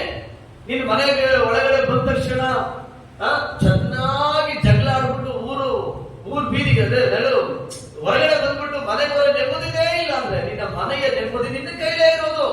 ಅದು ಹಿಂಗ್ ಬರ್ತದೆ, ನಿನ್ನ ಸಹನೆಯಿಂದ, ನಿನ್ ಸಹಿಸಿಕೊಳ್ಳೋದ್ರಿಂದ, ನಿನ್ನನ್ನು ನೀನು ಕಾಪಾಡಿಕೊಳ್ಳೋದ್ರಿಂದ ನಿಶ್ಚಯ ಮನೆ ಒಳಗಡೆ ಸಮಾಧಾನ ಬರ್ತದೆ. ನನ್ನ ಮಾತಿನ ಅರ್ಥ, ಆ ಪರಿಸ್ಥಿತಿಯ ಒಳಗಡೆ ನಿನ್ನ ಐಕ್ಯತೆ ನೀನು ಕಾಪಾಡಿಕೊಳ್ಳೋದನ್ನ ಅಭ್ಯಾಸ ಮಾಡಿ. ಅಲ್ಲಿ ದೋಯ ಅನೇಕ ಇವತ್ತಿನ ಮಾಡೋದ್ರಲ್ಲಿ ಬಲಹೀನರಾಗಿರೋದ್ರಿಂದ ಗಮನಿಸ್ರಿ, ಅದು ಭಯಂಕರವಾದ ವೇದನೆಯನ್ನು ಕೊಡುತ್ತೆ. ಇದಕ್ಕೆ ವಚನ ಹೇಳ್ತಾರೆ, ನೀವು ಒಬ್ಬರನ್ನೊಬ್ಬರು ಹರ್ಕೊಂಡ್ರೆ ನಂತರ ಅದರ ಗುಣ, ಅದರ ನೆಕ್ಸ್ಟ್ ಸ್ಟೆಪ್ ಯಾವುದು? ನಾಶನೇ. ನೆಕ್ಸ್ಟ್ ಲೆವೆಲ್ ಯಾವುದು? ನಾಶನೇ. ಅದಕ್ಕೆ ಏನ್ ಮಾಡಬಾರ್ದು ನಾವು? ಹೇಳ್ರಿ, ಏನ್ ಮಾಡಬಾರ್ದು ನಾವು? ಜಗಳ ಆಡಬಾರದು. ಏನಂದ್ರೆ ಎಲ್ಲರೂ ಏನ್ ಮಾಡಬಾರ್ದು? ಜಗಳ ಆಡಬಾರ್ದು. ಆಸಕ್ತಿಯಾಗಿ ಹೇಳ್ಬೇಕು. ನೀವು ಹೇಳೋದ್ರಲ್ಲಿ ಜಗಳ ಆಡಬಾರದು. ಬ್ರೇಕ್ಮೆನ್ಸ್ ಅವರು ಒಂದು ಅದ್ಭುತವಾದಂತ ಹಾಡಾಡು ಕೇಳ್ತೀರ ನೀವು? ಓಡು ಓಡು ಅಗಲಿ ಓಡು, ಅನಗತ್ಯ ಕಾರ್ಯವ ಬಿಟ್ಟು ಓಡು. ಅದು ಮುಂದುವರೆದು ಹೇಳ್ತಾರೆ, ಯಾವ್ದಕ್ಕೆ ಹಾಡು ಬರ್ತದೆ ಗೊತ್ತ? ಯಾರಿಗಾದ್ರೆ ಹಾಡು ಹೇಳ್ರಿ, ಗೊತ್ತಿರೋದು ಅಲ್ವಾ? ಅವ್ರು ಹೇಳ್ತಾರೆ, ಜಗಳನ ಬಿಟ್ಟು ಅಗಲಿ ಹೋಗು. ಆ ಸಾಲ ಬರೀತಾರೆ, ಜಗಳ ಬಿಟ್ಟು ಅಗಲಿ ಹೋಗು. ಗಮನಿಸ್ರಿ, ವಚನ ಹೇಳ್ತಾರೆ, ಆ ಸಮಸ್ಯೆ ಎದುರಾದಾಗ ಮೊದಲನೇದಾಗಿ ಆ ಸಮಸ್ಯೆಗಿಂತ ಮುಖ್ಯ ನಾವು ಐಕ್ಯತೆ. ಐಕ್ಯತೆ ಏನ್ ಮಾಡ್ಬೇಕು? ನಾವು ಕಾಪಾಡಿಕೊಳ್ಳಬೇಕು. ಎಲ್ಲ ಹೇಳ್ತಾರೆ, ಐಕ್ಯತೆನ ಕಾಪಾಡಿಕೊಳ್ಳಬೇಕು. ದೇವರು ಐಕ್ಯತೆಗೆ ಮೊದಲ ಆದ್ಯತೆ ಕೊಡ್ತಾರೆ. ಯಾವುದಕ್ಕೆ? ಐಕ್ಯತೆಗೆ ಮೊದಲ. ಐಕ್ಯತೆಗೆ ಬಂದು ನೋಡ್ರಿ, 100% ಹೇಳ್ತೀನಿ, ನಿಮ್ ಮನೆ 100% ಕಟ್ಟಲ್. ಹೆಂಡತಿ ಸರಿ ಇಲ್ವಾ? ಸರಿ ಇಲ್ಲ ಅಂತ ಹೇಳ್ಬೇಡಿ, ಅವ್ರನ್ನ ಕಟ್ಟಿಕೊಳ್ಳೋದು ನೋಡ್ರಿ. 100% ನಿಮ್ ಮನೆ ಆಶೀರ್ವಾದ. ಗಂಡ ಸರಿ ಇಲ್ವಾ? ಅವ್ರನ್ನ ಕಟ್ಟಿಕೊಳ್ಳೋದು ನೋಡ್ರಿ. ಕರ್ತನ 100% ನಿಮ್ಮನ್ನು ಆಶೀರ್ವದಿಸ್ತಾರೆ. ನಿಮ್ಮ ಮಕ್ಕಳು ಸರಿ ಇಲ್ವಾ? ಅವರನ್ನ ಕಟ್ಟಿಕೊಂಡು ಸರಿಪಡಿಸಿಕೊಳ್ಳಿ. ಕರ್ತ ನಿಮ್ಮ ಮನೆಯನ್ನು ಆಶೀರ್ವದಿಸ್ತಾರೆ. ನಾವೇನ್ ಹೇಳ್ತೀವಿ ಗೊತ್ತಾ? ಒಬ್ಬರ ತಪ್ಪನ್ನ ಎತ್ತಿ ಎತ್ತಿ ಆಡ್ತಾ ಇರ್ತೀವಿ. ಬೈಬಲ್ ಹೇಳ್ತದೆ, ಎತ್ತಿ ಆಡುವವನು ಸ್ನೇಹವನ್ನು ಕಳಕೊಳ್ಳುವನು. ಏನ್ ಹೇಳ್ರಿ? ಎಲ್ಲ ಹೇಳ್ರಿ, ಎತ್ತಿ ಆಡುವವನು ಸ್ನೇಹವನ್ನು ಕಳಕೊಳ್ಳುವ. ಕೆಲವರಿಗೆ ಅದು ಏನಂದ್ರೆ ರಕ್ತಗತವಾಗಿ ತುಂಬಿಟ್ಟಿರ್ತದೆ. ಮಾತ್ರ ಸಾಕು, ಸರಿ ಇಲ್ಲ, ಸರಿ ಇಲ್ಲ, ಸರಿ ಇಲ್ಲ, ಸರಿ ಇಲ್ಲ ಹೇಳ್ತಾನೆ ಇರ್ತದೆ. ಆದ್ರೂ ಬಂದು ಪ್ರಾರ್ಥನೆ ಮಾಡ್ತಾರೆ. ವಿಶ್ವಾಸಗಳ ಬಗ್ಗೆ ಮಾತಾಡ್ತಾ ಇದ್ದೀನಿ, ಯಾಕಂದ್ರೆ ಅಲ್ಲಿರ ಬಗ್ಗೆ ಮಾತಾಡಕ್ಕಾಗಲ್ಲ ಅಲ್ವಾ? ಅದು ಸರಿ ಇಲ್ಲ, ಇದು ಸರಿ ಇಲ್ಲ. ತಿರುಗಿ ಎಲ್ಲಿದ್ದೀವಿ? ಅಲ್ಲೇ ಇರ್ತೀವಿ. ನಾನು ಕೆಲವರು ಹೇಳೋದು ನೋಡಿದ್ದೀನಿ, ಗಂಡ ಸರಿ ಇಲ್ಲ, ತಿರುಗಿ ಎಲ್ಲಿದ್ದೀವಿ ಅವ್ರ ಹತ್ರನೇ ಇದ್ದೀವಿ. ಹೆಂಡತಿ ಸರಿ ಇಲ್ಲ, ತಿರುಗಿ ಎಲ್ಲಿದ್ದೀವಿ ಅವ್ರ ಹತ್ರನೇ ಇದ್ದೀವಿ. ಹಲೋ, ಎತ್ತಿ ಆಡಬೇಡ, ಸ್ನೇಹ ಹಾಳಾಗ್ತದೆ. ಏನ್ ಮಾಡಬೇಡ, ಎತ್ತಿ ಆಡಬೇಡ, ಕುಟುಂಬ ಹೊಡೆಯಲ್ಪಡುತ್ತೆ. ಎತ್ತಿ ಆಡಬೇಡ, ಎಲ್ಲಾ ಭಾಗದಲ್ಲೂ ನಾಶನ ಉಂಟಾಗ್ತದೆ. ಹೇಳ್ತಾರೆ ಗೊತ್ತಾ, ನಿನ್ನಿಂದನಾಗಿದ್ದಲ್ಲ, ಯಾರಿಂದ? ನಿನ್ನಿಂದನಾಗಿತ್ತು, ನಿನ್ನಿಂದನಾಗಿತ್ತು, ನಿನ್ನಿಂದನಾಗಿತ್ತು. ಗಮನಿಸಿರಿ, ಎತ್ತಿ ಆಡಿ ಆಡಿ ಆಡಿ ಆಡಿ ಆಡಿ ಕೊನೆಗೆ ಅಲ್ಲಿ ಪೂರ್ಣ ಎಲ್ಲ ಕೆಟ್ಟೋಯ್ತು. ಏನಾಯ್ತದೆ? ಪೂರ್ಣ ಎಲ್ಲ ಕೆಟ್ಟು ಹೋಯ್ತದೆ. ಅದರಿಂದ ಏನ್ ಮಾಡಬಾರ್ದು? ಎತ್ತಿ ಆಡಬಾರದು. ಎಲ್ಲ ಏನ್ ಮಾಡಬಾರದು? ಎತ್ತಿ ಆಡಬಾರದು. ಅಲ್ಲೇ ಲೂಯ, ಸ್ತೋತ್ರ. ಒಂದು ವಿಷಯ ಇದ್ರೆ ಅದನ್ನ ಯಾವ ರೀತಿ ಹೇಳಬೇಕು ಅನ್ನೋದನ್ನ ನಾವು ಕಲ್ತುಕೊಳ್ಳಬೇಕು. ಅದೇನ್ ಮಾಡಬಾರದು? ಅದನ್ನ ಎತ್ತಿ ಆಡಬಾರದು. ಆಮೇಲೆ ಎತ್ತಿ ಆಡಬಾರದು ಅಂದ್ರೆ, ಈಗ ಒಂದು ಪ್ರೆಸೆಂಟ್ ಆಗಿ ಒಂದು ವಿಷಯ ಇಲ್ಲ ನಿಮಗೆ, ಸಿಂಪಲ್ ಆಗಿ ಪ್ರೆಸೆಂಟ್ ಆಗಿ ಒಂದು ವಿಷಯ ಇಲ್ಲ, ಸರಿನಾ? ಅನಿವಾರ್ಯ ಹೇಳ್ಕೊಡುದು ಇದು, ಬಟ್ ನಿಮಗೆ ಇದು ಸರಿ, ಓಕೆ, ಬೇಡ, ಸಭೆ ಮುಗಿದ ಮೇಲೆ ನಾನು ನಿಮಗೆ ಹೇಳ್ತೀನಿ, ಸರಿನಾ? ಬಟ್ ನಾನೇನ್ ಹೇಳ್ತಾ ಇದ್ದೀನಿ ಅಂತಂದ್ರೆ, ಒಂದು ವಿಷಯ ಏನ್ ಮಾಡಬಾರ್ದು ನಾವು ಪದೇ ಪದೇ ಎತ್ತಿ ಆಡಬಾರ್ದು. ಅದ್ರಲ್ಲಿ ಏನಾಗ್ತದೆ? ಏನಾಗ್ತದೆ ಹೇಳ್ರಿ, ಹೇಳ್ರಿ, ಮಾತಾಡ್ರಿ. ಕೋಪ ಬರಲ್ಲ, ನಾಶ ಬರ್ತದೆ ಅಲ್ವಾ? ಅಳಿಯೋ ಗ್ಯಾರಂಟಿ, ಅಳಿಯೋ ಗ್ಯಾರಂಟಿ. ಅದರಿಂದ ದೇವರು ಹೇಳ್ತಾರೆ, ಅದಕ್ಕಿಂತ ಒಳ್ಳೇದೇನೋ ಸಹಿಸಿಕೋ. ಹೇಗೆ ಸಹಿಸಿಕೋ? ಎಲ್ಲ ಹೇಳ್ರಿ, ಏನ ಸಹಿಸಿಕೋ, ಸಹಿಸಿಕೊಳ್ಳುವುದು. ಆಮೇಲೆ ನಮ್ಮ ಟೈಮ್ ಮುಗಿತಾ ಇದೆ. ಓಕೆ, ಸಹಿಸಿಕೋ. ಸರಿಯಾ? ನಾವೇನ್ ಮಾಡ್ಬೇಕಂದ್ರೆ ಸ್ನೇಹದ ನಿಮಿತ್ತವಾಗಿ ಎಲ್ಲನೂ ಸಹಿಸಿಕೊಳ್ಳುವುದನ್ನು ಅಭ್ಯಾಸ ಮಾಡಬೇಕು. ಇದು ತುಂಬಾ ಒಳ್ಳೆ. ಹಾಗೇನ್ ನಡೀತದೆ? ಐಕ್ಯವಾಗಿ ನಡೀತದೆ, ಅಭಿಷೇಕ ಇರ್ತದೆ, ಆಶೀರ್ವಾದ ಇರ್ತದೆ, ಜೀವ ಇರ್ತದೆ. ಅದು ಕೆಡಿಸ್ಕೊಂಡ್ರೆ ಈ ಮೂರು ನಷ್ಟಪಡುತ್ತೆ. ಆಮೇಲೆ ಆಮೇಲೆ ಅಲ್ಲೇ ಲೋಯ. ಸರಿ, ಬಹಳ ಮುಖ್ಯವಾಗಿ ನೀವು ಗಮನಿಸಬೇಕು. ಇನ್ನೊಂದು ವಾಕ್ಯನ ಗಮನಿಸ್ರಿ. ಸ್ತೋತ್ರ. 1 ಕೊರಿಂಥ 1ನೇ ಅಧ್ಯಾಯ 10ನೇ ವಚನ. 1 ಕೊರಿಂಥ 1:10. ಸಹೋದರರೇ, ನಿಮ್ಮೆಲ್ಲರ ಮಾತು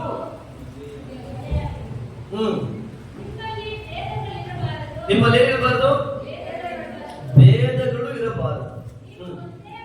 ನೀವು ಒಂದೇ ಮನಸ್ಸು, ಒಂದೇ ಅಭಿಪ್ರಾಯವುಳ್ಳವರಾಗಿದ್ದು ಹೊಂದಿಕೆಯಿಂದಿರಬೇಕು ಎಂಬುದಾಗಿ ನಾನು ನಮ್ಮ ಕರ್ತನಾದ ಯೇಸು ಕ್ರಿಸ್ತನ ಹೆಸರಲ್ಲಿ ನಿಮ್ಮನ್ನು ಬೇಡಿಕೊಳ್ಳುತ್ತೇನೆ.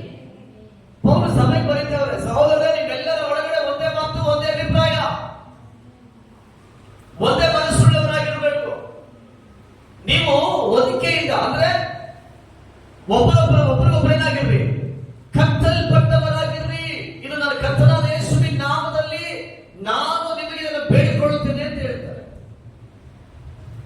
ಹೇಗಿರ್ಬೇಕಂದ್ರೆ ಹೊಂದಿಕೆಯಾಗಿರ್ಬೇಕು. ಹೇಗಿರ್ತಾರೆ ವಾಕ್ಯ? ಅಭಿಪ್ರಾಯವುಳ್ಳವರಾಗಿದ್ದು ಹೊಂದಿಕೆಯಿಂದಿರಬೇಕು ಅಲ್ವಾ? ಎಂಬುದಾಗಿ ನಾನು ನಮ್ಮ ಕರ್ತನಾದ ಯೇಸು ಕ್ರಿಸ್ತನ ಹೆಸರಲ್ಲಿ ನಿಮ್ಮನ್ನ ಬೇಡಿಕೊಳ್ಳುತ್ತೇನೆ. ಪೌಲ ಬರೀತಾರೆ, ಸಭೆ ನೀವು ಕೆಟ್ಟು ಹೋಗದೆ ಇರಬೇಕು ಅಂದ್ರೆ, ಹಾಳಾಗದೆ ಇರಬೇಕು ಅಂದ್ರೆ, ನಾಶವಾಗದೆ ಇರಬೇಕು ಅಂದ್ರೆ ನಿಮ್ಮ ಒಳಗಡೆ ಮೊದಲನೇದಾಗಿ ಐಕ್ಯತೆಯನ್ನ ಕಾಪಾಡಿಕೊಳ್ಳ್ರಿ. ಯಾವನ್ನ? ಐಕ್ಯತೆಯನ್ನ ಕಾಪಾಡಿಕೊಳ್ಳ್ರಿ. ಇದು ಬಹಳ ಮುಖ್ಯ. ಎಲ್ಲ ಹೇಳ್ರಿ, ಯಾವ ಕಾಪಾಡ್ಬೇಕಂತೆ? ಐಕ್ಯತೆಯನ್ನ ಕಾಪಾಡ್ರಿ. ಯಾಕೆ? ಐಕ್ಯತೆ ಎಲ್ಲಿರ್ತದೆ ಅಲ್ಲಿ ಆಶೀರ್ವಾದ ಇರ್ತದೆ, ಅಭಿಷೇಕ ಇರ್ತದೆ, ಅಲ್ಲಿ ಜೀವ ಇರ್ತದೆ. ಐಕ್ಯತೆ ಎಲ್ಲಿ ಹೋಯ್ತು ಅಲ್ಲಿ ಎಲ್ಲವೂ ನಷ್ಟಪಟ್ಟು ಹೋಯ್ತದೆ. ನಾನು ನಂಬುತ್ತೀನಿ ಇವತ್ತು ಬೆಳಗ್ಗೆ ಈ ವಾಕ್ಯ ನಮಗೆ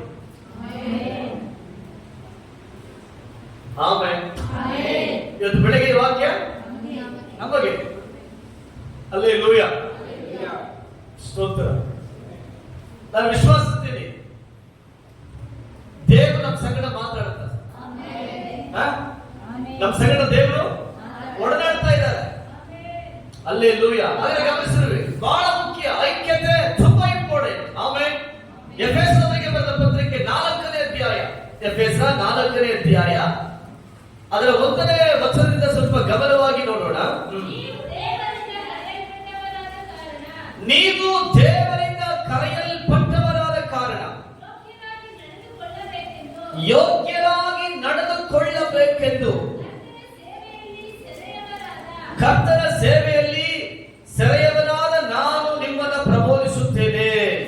ನೋಡಿದ್ರ, ಪೌಲು ಬಹಳ ನಿರ್ದಿಷ್ಟವಾಗಿ ಹೇಳ್ತಾರೆ, ನಾನು ನಿಮಗೊಂದು ಉಪದೇಶ ಮಾಡುತ್ತೇನೆ, ನೀವು ಕರೆಯಲ್ಪಟ್ಟವರಾದ ಕಾರಣ ಯೋಗ್ಯರಾಗಿ ನಡೆದುಕೊಳ್ಳು. ನೀವು ಕರೆಯಲ್ಪಟ್ಟವರು, ಆದ್ರಿಂದ ನೀವು ಯೋಗ್ಯರಾಗಿ ನಡೆದುಕೊಳ್ಳ್ರಿ. ದೇವರಿಂದ ನೀವು ಕರೆಯಲ್ಪಟ್ಟವರು, ದೇವ ಜನಗಳು ಅಂತ ಕರೆಸಿಕೊಳ್ಳುವವರು, ದೇವರ ಮಕ್ಕಳು ಅಂತ ಕರೆಸಿಕೊಳ್ಳುವವರು, ಕ್ರಿಸ್ತನ ಅನುಯಾಯಿಗಳು ಅಂತ ಕರೆಸಿಕೊಳ್ಳುವವರು, ಕ್ರಿಸ್ತನ ಭಕ್ತರು ಎಂಬುದಾಗಿ ಕರೆಸಿಕೊಳ್ಳುವವರು, ಕ್ರಿಸ್ತನ ಮಕ್ಕಳೆಂಬುದಾಗಿ ಕರೆಸಿಕೊಳ್ಳತಕ್ಕವರು, ಯೇಸುವನ್ನ ಹಿಂಬಾಲಿಸುವರು ಎಂಬುದಾಗಿ ಕರೆಸಿಕೊಳ್ಳತಕ್ಕವರು, ಒಂದು ಮಾತ್ರವೇ ಕ್ರಿಸ್ತನವರು ಎಂಬುದಾಗಿ ಕರೆಸಿಕೊಳ್ಳತಕ್ಕವರು. ನೀವು ನಡೆಯುವಾಗ ಯೋಗ್ಯತೆಯಾಗಿ ನಡೆದುಕೊಳ್ಳ್ರಿ, ಯೋಗ್ಯವಾಗಿ ನಡೆದುಕೊಳ್ಳ್ರಿ. ನಿಮ್ಮ ನಡತೆ ಯೋಗ್ಯಭರಿತವಾಗಿರಲಿ. ಮುಂದುವರೆದು ಹೇಳ್ತಾರೆ, ನೀವು ಪೂರ್ಣ ವಿನಯ ಸಾತ್ವಿಕತ್ವಗಳಿಂದಲೂ ಪೂರ್ಣ ದೀರ್ಘಶಾಂತಿಯಿಂದ ಕೂಡಿದವರಾಗಿ ಪ್ರೀತಿಯಿಂದ ಒಬ್ಬರೊಬ್ಬರು ಸಹಿಸಿಕೊಳ್ಳ್ರಿ. ಹಲ್ಲೆಲೂಯಾ. ಹೇಳ್ತಾರೆ, ಗಮನಿಸಿ, ವಿನಯವುಳ್ಳವರಾಗಿ ಸಾತ್ವಿಕತ್ವವುಳ್ಳವರಾಗಿ ಅಲ್ವಾ, ದೀರ್ಘ ಶಾಂತಿಯಿಂದಲೂ ಕೂಡಿದವರಾಗಿ. 3 ವಿಷಯ ಹೇಳ್ತಾರೆ ನೋಡ್ರಿ. ಒಂದು, ವಿನಯವುಳ್ಳವರಾಗಿರಬೇಕು. ವಿನಯ ಅಂದ್ರೆ ಒಳ್ಳೆ ನಡತೆ ಉಳ್ಳವರಾಗಿರಬೇಕು. ಸಾತ್ವಿಕತ್ವ, ಹೀಗೆ ಸಾತ್ವಿಕತ್ವ. ಸಾತ್ವಿಕತ್ವ ಅಂದ್ರೆ ಏನು? ಸಾತ್ವಿಕತ್ವ ಅಂದ್ರೆ ಏನು ಹೇಳಿ? ಸಾತ್ವಿಕತ್ವ ಅಂದ್ರೆ ಒಂದು ವಿನಯ. ವಿನಯ ಅಂದ್ರೆ ಒಂದು ಒಳ್ಳೆ ನಡತೆ ಅಂತ ಅರ್ಥ, ಚೆನ್ನಾಗಿ ಮಾಡ್ತಾವ್ರೆ ಅಂತ ಅರ್ಥ. ವಿನಯ ಅಂದ್ರೆ ಒಳ್ಳೆ ಸುಗುಣ, ಒಳ್ಳೆ ನಡತೆ, ಅವ್ರ ನಡತೆ ಚೆನ್ನಾಗಿದೆ ಅಂತ ಅರ್ಥ. ಈಗ ನಾವು ಸ್ಕೂಲಲ್ಲಿ ಕ್ಯಾರೆಕ್ಟರ್ ಸರ್ಟಿಫಿಕೇಟ್ ತಗೊಳ್ತೀವಲ್ಲ, ಇವ್ ನಡತೆ ಹೇಗಿದೆ ಅಂತ ಸ್ಕೂಲ್ ಹೋಗಿ ಕೇಳಿದಾಗ ಅವ್ರು ಹೇಳ್ತಾರೆ ಗುಡ್ ಆರ್ ಬ್ಯಾಡ್ ಅಲ್ವಾ, ಒಳ್ಳೆಯದು ಅಥವಾ ಕೆಟ್ಟದ್ದು ಅಂತ ಹೇಳ್ತಾರೆ. ಅವಾಗ ನಾವು ಒಂದ್ ವೇಳೆ ಚೆನ್ನಾಗಿ ನಡ್ಕೊಂಡಿದ್ರೆ ಅವ್ರ ಸ್ಕೂಲಲ್ಲಿ ಏನ್ ಹೇಳ್ತಾರೆ, ಒಳ್ಳೆ ಸುನಡತೆ ಉಳ್ಳವನು, ಒಳ್ಳೆ ಸುಶೀಲನು ಅಂತ ಹೇಳಿ ಒಂದು ಗ್ರೀನ್ ಇಂಕ್ ಅಲ್ಲಿ ಅವ್ರ ಹೆಸರು ಬರೆದು ಕೊಡ್ತಾರೆ. ಆಗ ಬೈಬಲ್ ಹೇಳ್ತಾರೆ, ನೀವು ಕರೆಯಲ್ಪಟ್ಟವರಾಗಿದ್ದರಿಂದ ಮೊದಲನೇದಾಗಿ ವಿನಯ ಉಳ್ಳವರಾಗಿ, ಅಂದ್ರೆ ನೀವು ಉತ್ತಮರಾಗಿ ನಡ್ಕೊಳ್ಬೇಕು. ನಿಮ್ಮ ನಡತೆ ದೇವರ ಸಭೆಯ ಮಧ್ಯದಲ್ಲಿ ಉತ್ತಮವಾಗಿರಬೇಕು. ದೇವರ ಸಭೆ ಇದ್ರೆ ಸಾಕ? ಇಲ್ಲ. ನೀವು ಹೊರಗಡೆ ಅನ್ಯ ಜನಗಳ ಮಧ್ಯದಲ್ಲಿ ಕೂಡ ನಿಮ್ಮ ನಡತೆ ಉತ್ತಮವಾಗಿರಬೇಕು. ಅನ್ಯ ಜನಗಳ ಮಧ್ಯದಲ್ಲಿ ಸಾಕ? ನಿಮ್ಮ ನಡತೆ ನಿಮ್ಮ ಮನೆಯ ಒಳಗಡೆ ಕೂಡ ಉತ್ತಮವಾಗಿರಬೇಕು. ಪೌಲ ಹೇಳ್ತಾರೆ, ನೀವು ಉತ್ತಮರಾಗಿರ್ಬೇಕು. ಹಲ್ಲೆಲೂಯಾ. ಯಾರಿಗರ್ಥ ಆಗ್ತದೆ? ನಂತರ ಹೇಳ್ತಾರೆ, ನೀವು ಸಾತ್ವಿಕತ್ವ ಉಳ್ಳವರಾಗಿರ್ಬೇಕು. ಸಾತ್ವಿಕತ್ವ ಅಂದ್ರೆ ಏನು? ಯೇಸಪ್ಪ ಹೇಳ್ತಾರೆ, ನಾನು ಸಾತ್ವಿಕನು, ದೀನ ಮನಸ್ಸುಳ್ಳವನು. ಇಲ್ಲೂ ಪೌಲ ಹೇಳ್ತಾರೆ, ನೀವು ಹಾಗಿರಬೇಕು. ನೀವು ಸಾತ್ವಿಕತ್ವ ಉಳ್ಳವರಾಗಿರ್ಬೇಕು. ಸಾತ್ವಿಕತ್ವ ಅಂದ್ರೆ ಏನು? ಸರಿ, ಉದಾಹರಣೆಗೆ ನಿಮಗೆ ಗೊತ್ತಿಲ್ಲ ಅಂದ್ರೆ ಸುಮ್ಮನೆ ಒಂದು ಬೆಸ್ಟ್ ಎಕ್ಸಾಂಪಲ್ ಕೊಡ್ತೀನಿ. ಸರಿ, ನಾವು ಒಂದು ಅರ್ಥ ನಿಮಗೆ ಅದು ಅರ್ಥ ಆಗುತ್ತಿರೋದಕ್ಕೋಸ್ಕರ ಹೇಳ್ತೀನಿ. ಹೇಳಿ.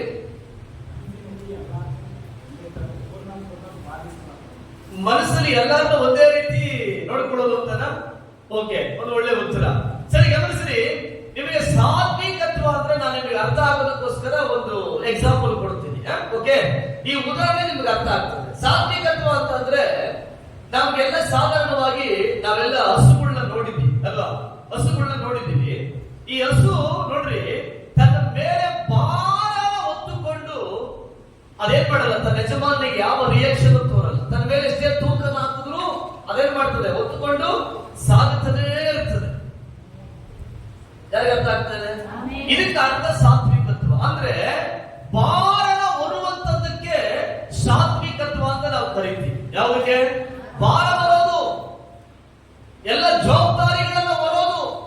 ಪೌಲ ಹೇಳ್ತಾರೆ, ನೀವು ಜವಾಬ್ದಾರಿ ಉಳ್ಳವರಾಗಿರ್ರಿ, ಸಾತ್ವಿಕತ್ವ ಉಳ್ಳವರಾಗಿರ್ರಿ. ನಿಮ್ ಮೇಲೆ ಪರಲೋಕ ಏರಿರುವಂತ ಆ ಜವಾಬ್ದಾರಿಗಳನ್ನು ಹೊರುವುದಕ್ಕೆ ನೀವು ನಿಮ್ಮನ್ನ ತಕ್ಕಾದವರನ್ನಾಗಿ ಮಾಡಿಕೊಳ್ಳ್ರಿ. ಕೆಲವರು ನೋಡ್ರಿ, ಸ್ವಲ್ಪ ಭಾರ ಜಾಸ್ತಿ ಆದ ಒಡನೆ ಕಸುತ್ತರ ಯಾವ ಇದನ್ನ ಅಂತ ಹೇಳ್ತಾರೆ. ಹಲೋ,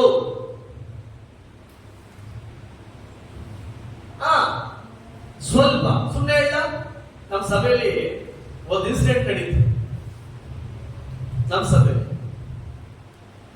ಅಡಿಗೆ ಮಾಡೋ ವಿಷಯದಲ್ಲಿ ಪ್ರಾರಂಭ ದಿನಗಳಲ್ಲಿ ಯಾವಾಗ ಮಾಡ್ತಾರೆ ಇದನ್ನ? ಅದು ಪರಲೋಕ ನೀನು ನಂಬಿ ಕೊಟ್ಟ ಕೆಲಸಕ್ಕೆ ನೀನೇನ್ ಹೇಳ್ತಾ ಇದೀಯ? ಆಪೋಸಿಟ್ ಆಗಿ ಮಾತಾಡ್ತಾ ಇದೀಯ. ಕೆಲಸ ಮೇಲೆ ನಾವು ಹೇಳ್ತೀವಲ್ಲ, ನಾನು ಒಬ್ಬಳೇ ಮಾಡ್ಬೇಕಾ, ನಾನೇ ಇರೋದ? ಅದು ಪೌಲ್ ಹೇಳ್ತಾರೆ, ದೇವರು ನಿನಗೆ ಕೊಡುವಂತ ವಿಷಯಗಳಲ್ಲಿ ಸಾತ್ವಿಕತೆ ಅಂದ್ರೆ, ಒಂದು ಹಸುನ ನೀವು ನೋಡ್ರಿ, ಅದು ಚೆನ್ನಾಗಿ ಗೊತ್ತು ನನ್ನ ಯಜಮಾನ ನನ್ನ ಮೇಲೆ ಭಾರ ಹೊರಿಸ್ತಾ ಇದ್ದಾನೆ, ಆದ್ರೆ ಅದು ಮೌನವಾಗಿ ಹೋಗಿ ತನ್ನ ಕತ್ತು ಅಲ್ವಾ, ತನ್ನ ಕತ್ತನೇನ್ ಮಾಡ್ತದೆ, ಭಾರ ಬರೋದಕ್ಕೆ ಮಗುಕ್ಕೆ ತನ್ನ ಸೇರಿಸ್ಕೊಳ್ತದೆ. ಯಾರಿಗೆ ಅರ್ಥ ಆಗ್ತಾ ಇದೆ? ಪೌಲ್ ಹೇಳ್ತಾರೆ, ನೀವು ಸಾತ್ವಿಕತೆ ಮೇಲೆ ಭಾರ ಹೊರಿಸುವಾಗ ನೀನು ಹೆಂಗಿರ್ತೀಯ,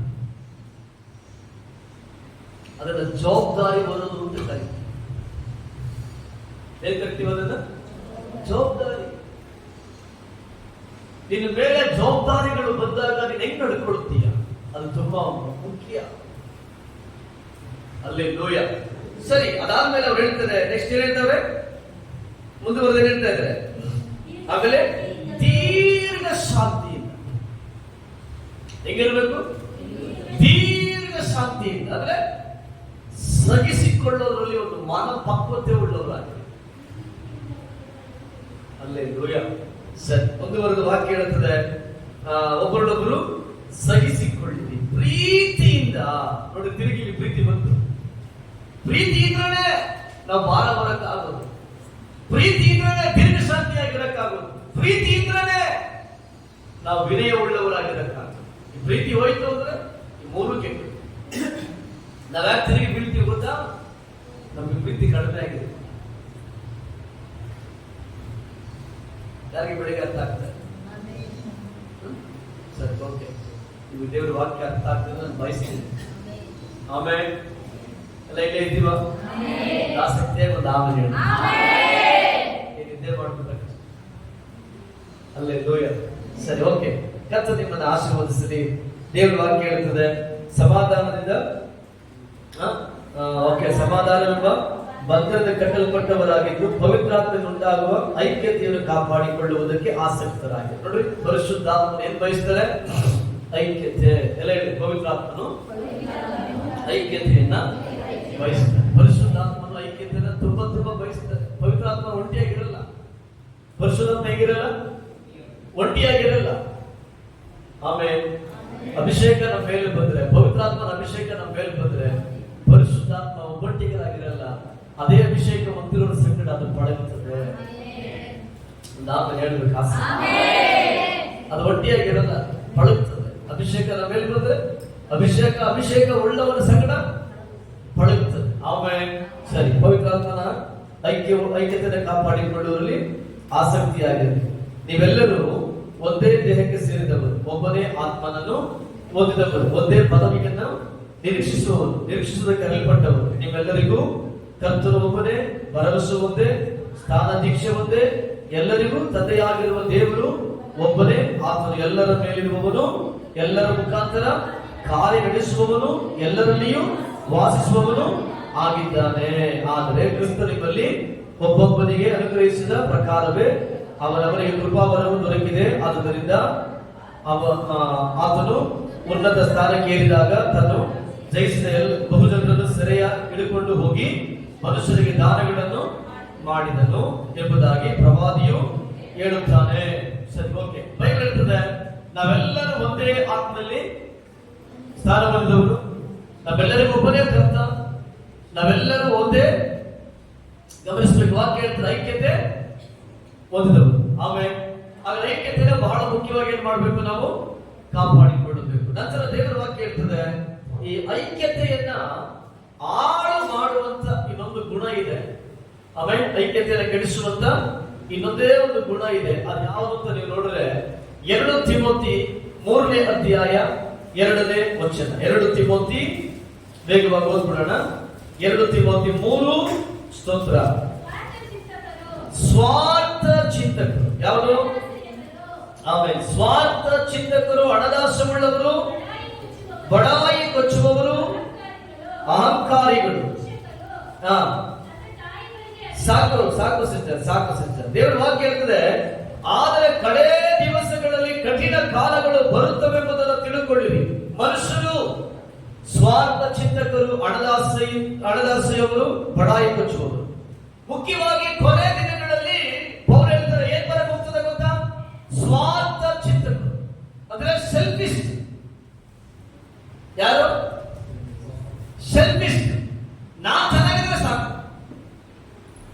ಯಾರು ಏನಾದ್ರೂ ಪರವಾಗಿಲ್ಲ, ನನಗದ್ರ ಅವಶ್ಯಕತೆ ಇಲ್ಲ. ನಾನ್ ಚೆನ್ನಾಗಿದ್ದೀನಾ? ನಮ್ಮ ಮನೆ ಚೆನ್ನಾಗಿದೆಯಾ? ಬಾಯಿ ಬಿಟ್ಟರೆ ಸಾಕು, ನಾನು, ನನ್ನ ಮಕ್ಕಳು, ನನ್ನ ಮನೆ, ನಾನು, ನನ್ನ ಹೆಂಡತಿ, ನನ್ನ ಗಂಡ, ನಾನು, ನನ್ನ ಮಕ್ಕಳು, ನನ್ನ ಮನೆ, ನನ್ನ ಗಂಡ, ನಾನು ನಾನು ನಾನು ನಾನು ನಾನು. ಪಕ್ಕದಲ್ಲಿ ಏನೇ ನಡೀತಾ ಇರಲಿ ಅದ್ರ ಕುರಿತು ಗಮನವೇ ಇಲ್ಲ. ಎಲ್ಲ ನನಗಿದ್ರೆ ಸಾಕು. ಪೌಲು ಗಮನಿಸಬೇಕು, ದೇವರ ವಾಕ್ಯ ಹೇಳ್ತಾ ಇದೆ, ಕೊನೆಯ ದಿನಗಳಲ್ಲಿ ಒಂದು ದೊಡ್ಡ ಗುರುತು. ಯಾವುದು? ಯಾವ ದೊಡ್ಡ ಗುರುತು? ಯಾವ ದೊಡ್ಡ ಗುರುತು? ಸ್ವಾರ್ಥ ಚಿಂತಕರು.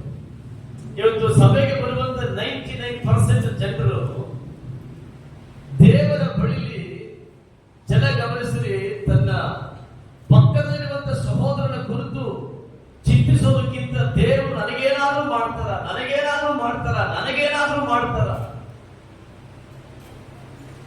ಸ್ವಾರ್ಥ ಚಿಂತಕರು. ನಾವು ಪರಿಶುದ್ಧ ಸಭೆಗೆ ಬರ್ತಾ ಇದ್ದೀವಿ, ಆಲಯದ ಒಳಗಡೆ ಗಮನವಾಗಿ ಕೇಳಿಸ್ಕೊಳ್ರಿ. ಸಭೆಯ ಒಳಗಡೆ ಯಾರಿಗಾದ್ರೂ ಸಮಸ್ಯೆ ಅಂದ್ರೆ ನಾವು ಅದಕ್ಕೆ ಏನ್ ಮಾಡ್ತಾ ಇಲ್ಲ, ರೆಸ್ಪಾನ್ಸ್ ಮಾಡ್ತಾ ಇಲ್ಲ. ಅವ್ರ ತರ ಪ್ರಾಬ್ಲಮ್ ಆಗ್ಲಿ ಬಿಡು, ಅವ್ರ ತರ ತೊಂದರೆ ನಡೀಲಿ ಬಿಡು, ಅವ್ರ ಮೇಲೆ ಜಗಳ ಅಂತ ಆಗ್ಲಿ ಬಿಡು, ಅವ್ರ ಮನೇಲೇನೋ ಮಕ್ಕಳು ಹುಷಾರಿಲ್ವಂತೆ ಇರ್ಲಿ ಬಿಡು. ನಾವೇನ್ ಹೇಳ್ತೀವಿ ಗೊತ್ತಾ? ನಾವೆಲ್ಲ ಪ್ರವಾದಿಗಳಿವಲ್ಲ. ಏನ್ ಪ್ರವಾದಿಗಳು? ನಾವೆಲ್ಲ ಜಗಳ ಆಡ್ಬಿಟ್ರಂತೆ. ಏನ್ ಕರ್ಮ ಮಾಡಿದ್ರು ಅದಕ್ಕೆ ಅವ್ರ ಮೇಲೆ ಜಗಳ ಬಂದ್ಬಿಟ್ಟಿದೆ. ನಾವೆಲ್ಲ ಈಗ ಒಂಥರ ವಿಶೇಷ ಪ್ರವಾದಿಗಳು. ಎಲ್ಲರಿಗೂ ಭಯಂಕರ ಪ್ರವಾದನ ಹೊರ ಕೆಲಸ ಮಾಡ್ತದೆ, ಸಿಕ್ಕಾಪಟ್ಟೆ. ಹೇಗೆ ಪ್ರವಾದ ಕೆಲಸ ಮಾಡ್ತದೆ? ಅವ್ರ ಮನೆಗೆ ತೊಂದರೆ ಆಗಿರುತ್ತೆ, ಸ್ಟಾರ್ಟ್ ಮಾಡ್ತಾರೆ ಈಗಳು ವೇದಾಂತನ. ಏನ್ ಸ್ಟಾರ್ಟ್ ಮಾಡ್ತಾರೆ? ಅವರು ಸರಿ ಬೆಳ್ಕೊಂಡಿಲ್ಲ, ಎಲ್ಲೋ ಏನೋ ಮಾಡ್ಬಿಟ್ಟವ್ರೆ, ಅದಕ್ಕೆ ಅವ್ರಿಗೆ ಹಂಗಾಗ್ಬಿಟ್ಟಿದೆ. ನಮ್ಮನ್ನ ದೇವರು ತೀರ್ಪು ಮಾಡಕ್ ಕರೆದಿಲ್ಲ, ನಮ್ಮನ್ನ ದೇವರು ಏನಕ್ಕೆ ಕರೆದ್ರು ಗಮನಿಸ್ಬೇಕು. ನಮ್ಮನ್ನ ದೇವರು ಏನಕ್ಕೆ ಕರೆದ್ರು? ಬೈಬಲ್ ಹೇಳ್ತದೆ, ಒಬ್ಬರ ಹಿತವನ್ನು ಒಬ್ಬರು ಬಯಸಬೇಕು. ಗಲಾತ್ಯದವರಿಗೆ ಬರೆದ ಪತ್ರಿಕೆ 6ನೇ ಅಧ್ಯಾಯ 1ನೇ ವಚನ, ವೇಗವಾಗಿ ಓದೋಣ. ಗಲಾತ್ಯ 6ನೇ ಅಧ್ಯಾಯ 1-2 ವಚನಗಳನ್ನ ಓದೋಣ ವೇಗವಾಗಿ. ಸಹೋದರರೇ, ನಿಮ್ಮಲ್ಲಿ ಯಾರಾದರೂ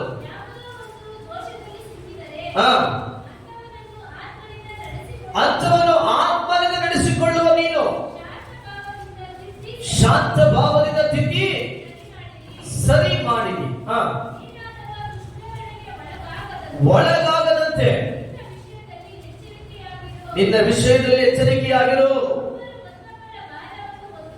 2ನೇ ವಚನ, ಒಬ್ಬರು ಮತ್ತೊಬ್ಬರ ಭಾರವನ್ನು ಹೊರಲಿ ನೆರವೇರಿಸಿ. ಬೈಬಲ್ ಹೇಳ್ತದೆ, ನೀವು ಒಬ್ಬರು ಮತ್ತೊಬ್ಬರ ಭಾರವನ್ನು ಹೊರಬೇಕು. ಮೊದಲನೇದಾಗಿ ನಾನು ಬಹಳ ಮುಖ್ಯವಾಗಿ ಹೇಳ್ತೀನಿ, ಆದಿ ಸಭೆಯ ಒಳಗಡೆ ಕ್ವಾಲಿಟಿ ಇತ್ತು. ಪೇತ್ರ ಸೆರೆಮನೆಗೆ ಆಗದ ಅಂತ ಹೇಳಿದ ಒಡನೆ ಪ್ರತಿ ಒಬ್ಬರು ಆ ಭಾರವನ್ನು ಹೊರದಕ್ಕೆ ಮುಂದೆ ಬಂದರು. ರಾತ್ರಿ ಎಲ್ಲ ಅವರು ದೇವರ ಸಮ್ಮುಖದಲ್ಲಿ ಏನ್ ಮಾಡಿದವರು? ಪ್ರಾರ್ಥನೆ ಮಾಡಿದ್ರು. ದೇವರೇ, ಪೇತ್ರನನ್ನ ಸೆರೆಮನೆ ಒಳಗಡೆ ಹಾಕಿಟ್ಟಿದ್ದಾರೆ. ಗಮನಿಸ್ತಾ ಇದ್ದೀರಾ?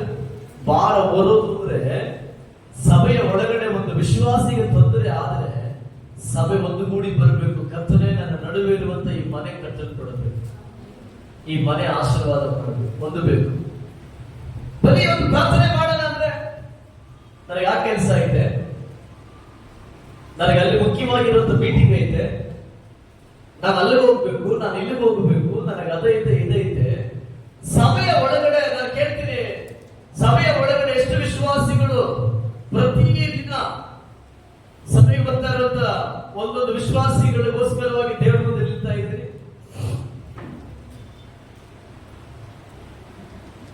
ಆಮೇಲೆ ಅಲ್ಲೇಲೂಯ. ನಮ್ಗೆ ಅರ್ಥ ಆಗ್ತಾ ಇದೆಯಾ?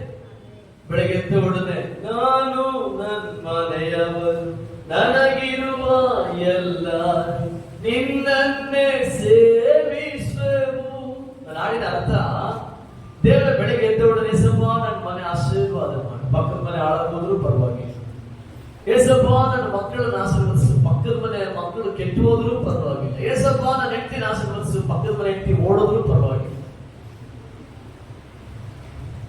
ಸ್ವಾರ್ಥ ಚಿಂತನೆ ಏನ್ ಹೇಳ್ರಿ?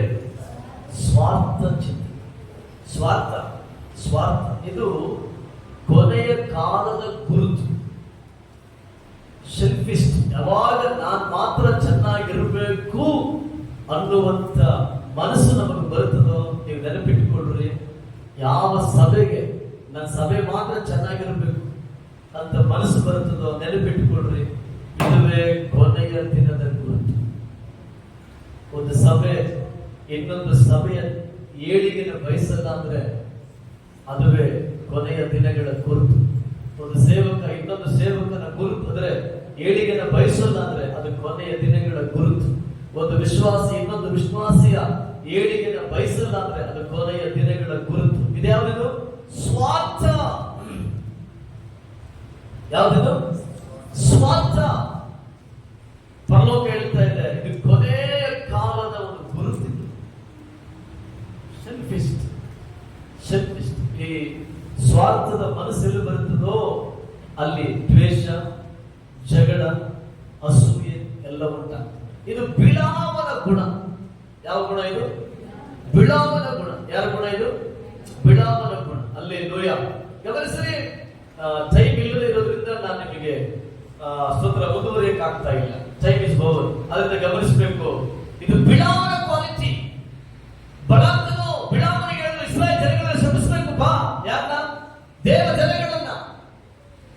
ನಾನು ನಿನ್ನ ಮನೆ ತುಂಬುವಷ್ಟು ಬೆಳ್ಳಿ ಬಂಗಾರಗಳನ್ನ ಕೊಡ್ತೀನಿ ಅಂತ ಹೇಳಿದಾಗ ಬಿಳಾಮ ನೇರವಾಗಿ ಹೋಗ್ತಾನೆ. ಒಂದು ಸಂತತಿ ಅಳುವಾಗ ಮನೆಗೆ ಏನು? ನನ್ನ ಮನೆಗೆ ಏನ್ ಬರ್ತಾ ಇದೆ? ಬೆಳ್ಳಿ ಬಂಗಾರ ಬರ್ತದೆ. ಇದು ಸ್ವಾರ್ಥ. ಅದರಿಂದಲೇ ಬಿಳಾಮ ನಾಶವಾಗಿ ಹೋದ.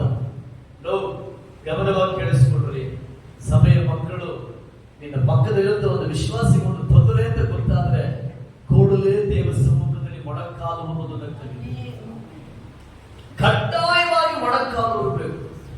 ನೀವು ಸಹಾಯನ, ನೀವು ಒಂದು ವೇಳೆ ಹಣ ಕೊಡದೇ ಇರಬಹುದು, ಊಟ ಕೊಡದೇ ಇರಬಹುದು, ನಾನು ಪ್ರೀತಿಯಿಂದ ಹೇಳ್ತೀನಿ, ಮೊದಲು ಮೊಣಕಾಲುವುದನ್ನು ಕಲಿ. ಒಂದು ವಿಶ್ವಾಸಿಗೆ ತೊಂದರೆ ಇದ್ರೆ ಸಭೆಯಲ್ಲಿ ಕೂಡಿ ಅವರ ಬಿಡುಗಡೆಗಾಗಿ, ಅವರ ಆಶೀರ್ವಾದಕ್ಕಾಗಿ ನೀವು ಕಡ್ಡಾಯ ಪ್ರಾರ್ಥಿಸಿ ನೋಡ್ರಿ. ಕರ್ತನು ಅದ್ಭುತನ ಮಾಡ್ತಾನೆ. ಆ ಜಾಗದ ಐಕ್ಯತೆ ಬಂತು ಅಂತ. ಅಲ್ಲೇನ್ ಬಂತು? ಐಕ್ಯತೆ ಬಂತು. ಅಲ್ಲಿ ಐಕ್ಯತೆ ಬಂದದ್ರಿಂದ ಗಮನವಾಗಿ ಕೇಳಿಸ್ಕೊಂಡ್ರಿ, ಅಲ್ಲಿ ಕರ್ತನ ಅಭಿಷೇಕ ಇಳಿದು ಬರುತ್ತದೆ. ಅಭಿಷೇಕ ನೊಗಗಳನ್ನು ಮುರಿದಿನೆಂಬುದಾಗಿ ವಾಕ್ಯ ಹೇಳ್ತದೆ. ಅಭಿಷೇಕ ಯಾವಾಗ ಇಳಿದು ಬರ್ತದೋ ಅಲ್ಲಿ ಸೈತಾನನ ಕ್ರಿಯೆಗಳನ್ನ ಕರ್ತನು ಅಳಿಸಿ ಹಾಕ್ತಾರೆ. ಹಲ್ಲೆಲೂಯಾ. ಹೌದು, ಅಭಿಷೇಕಕ್ಕೊಂದು ಮಹತ್ವ ಇದೆ.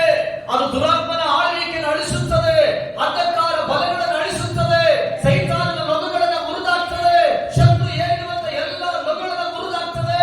ಅದಕ್ಕೆ ಅತಿ ಪ್ರಾಮುಖ್ಯತೆ ಐಕ್ಯತೆ. ಐಕ್ಯತೆ ಬಂದ್ರೆ ಅಭಿಷೇಕ ಬರ್ತದೆ, ಅಭಿಷೇಕ ಬಂದ್ರೆ ಬಿಡುಗಡೆ ಉಂಟಾಗ್ತದೆ. ಹಲ್ಲೆಲೂಯಾ. ಆಮೆನ್.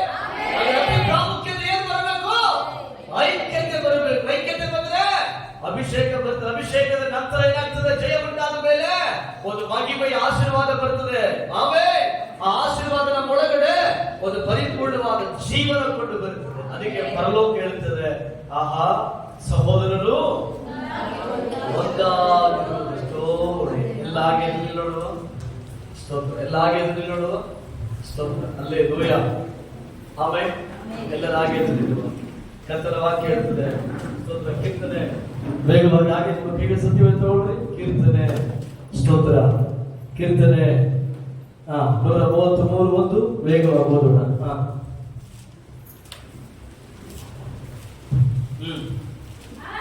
ಆಹಾ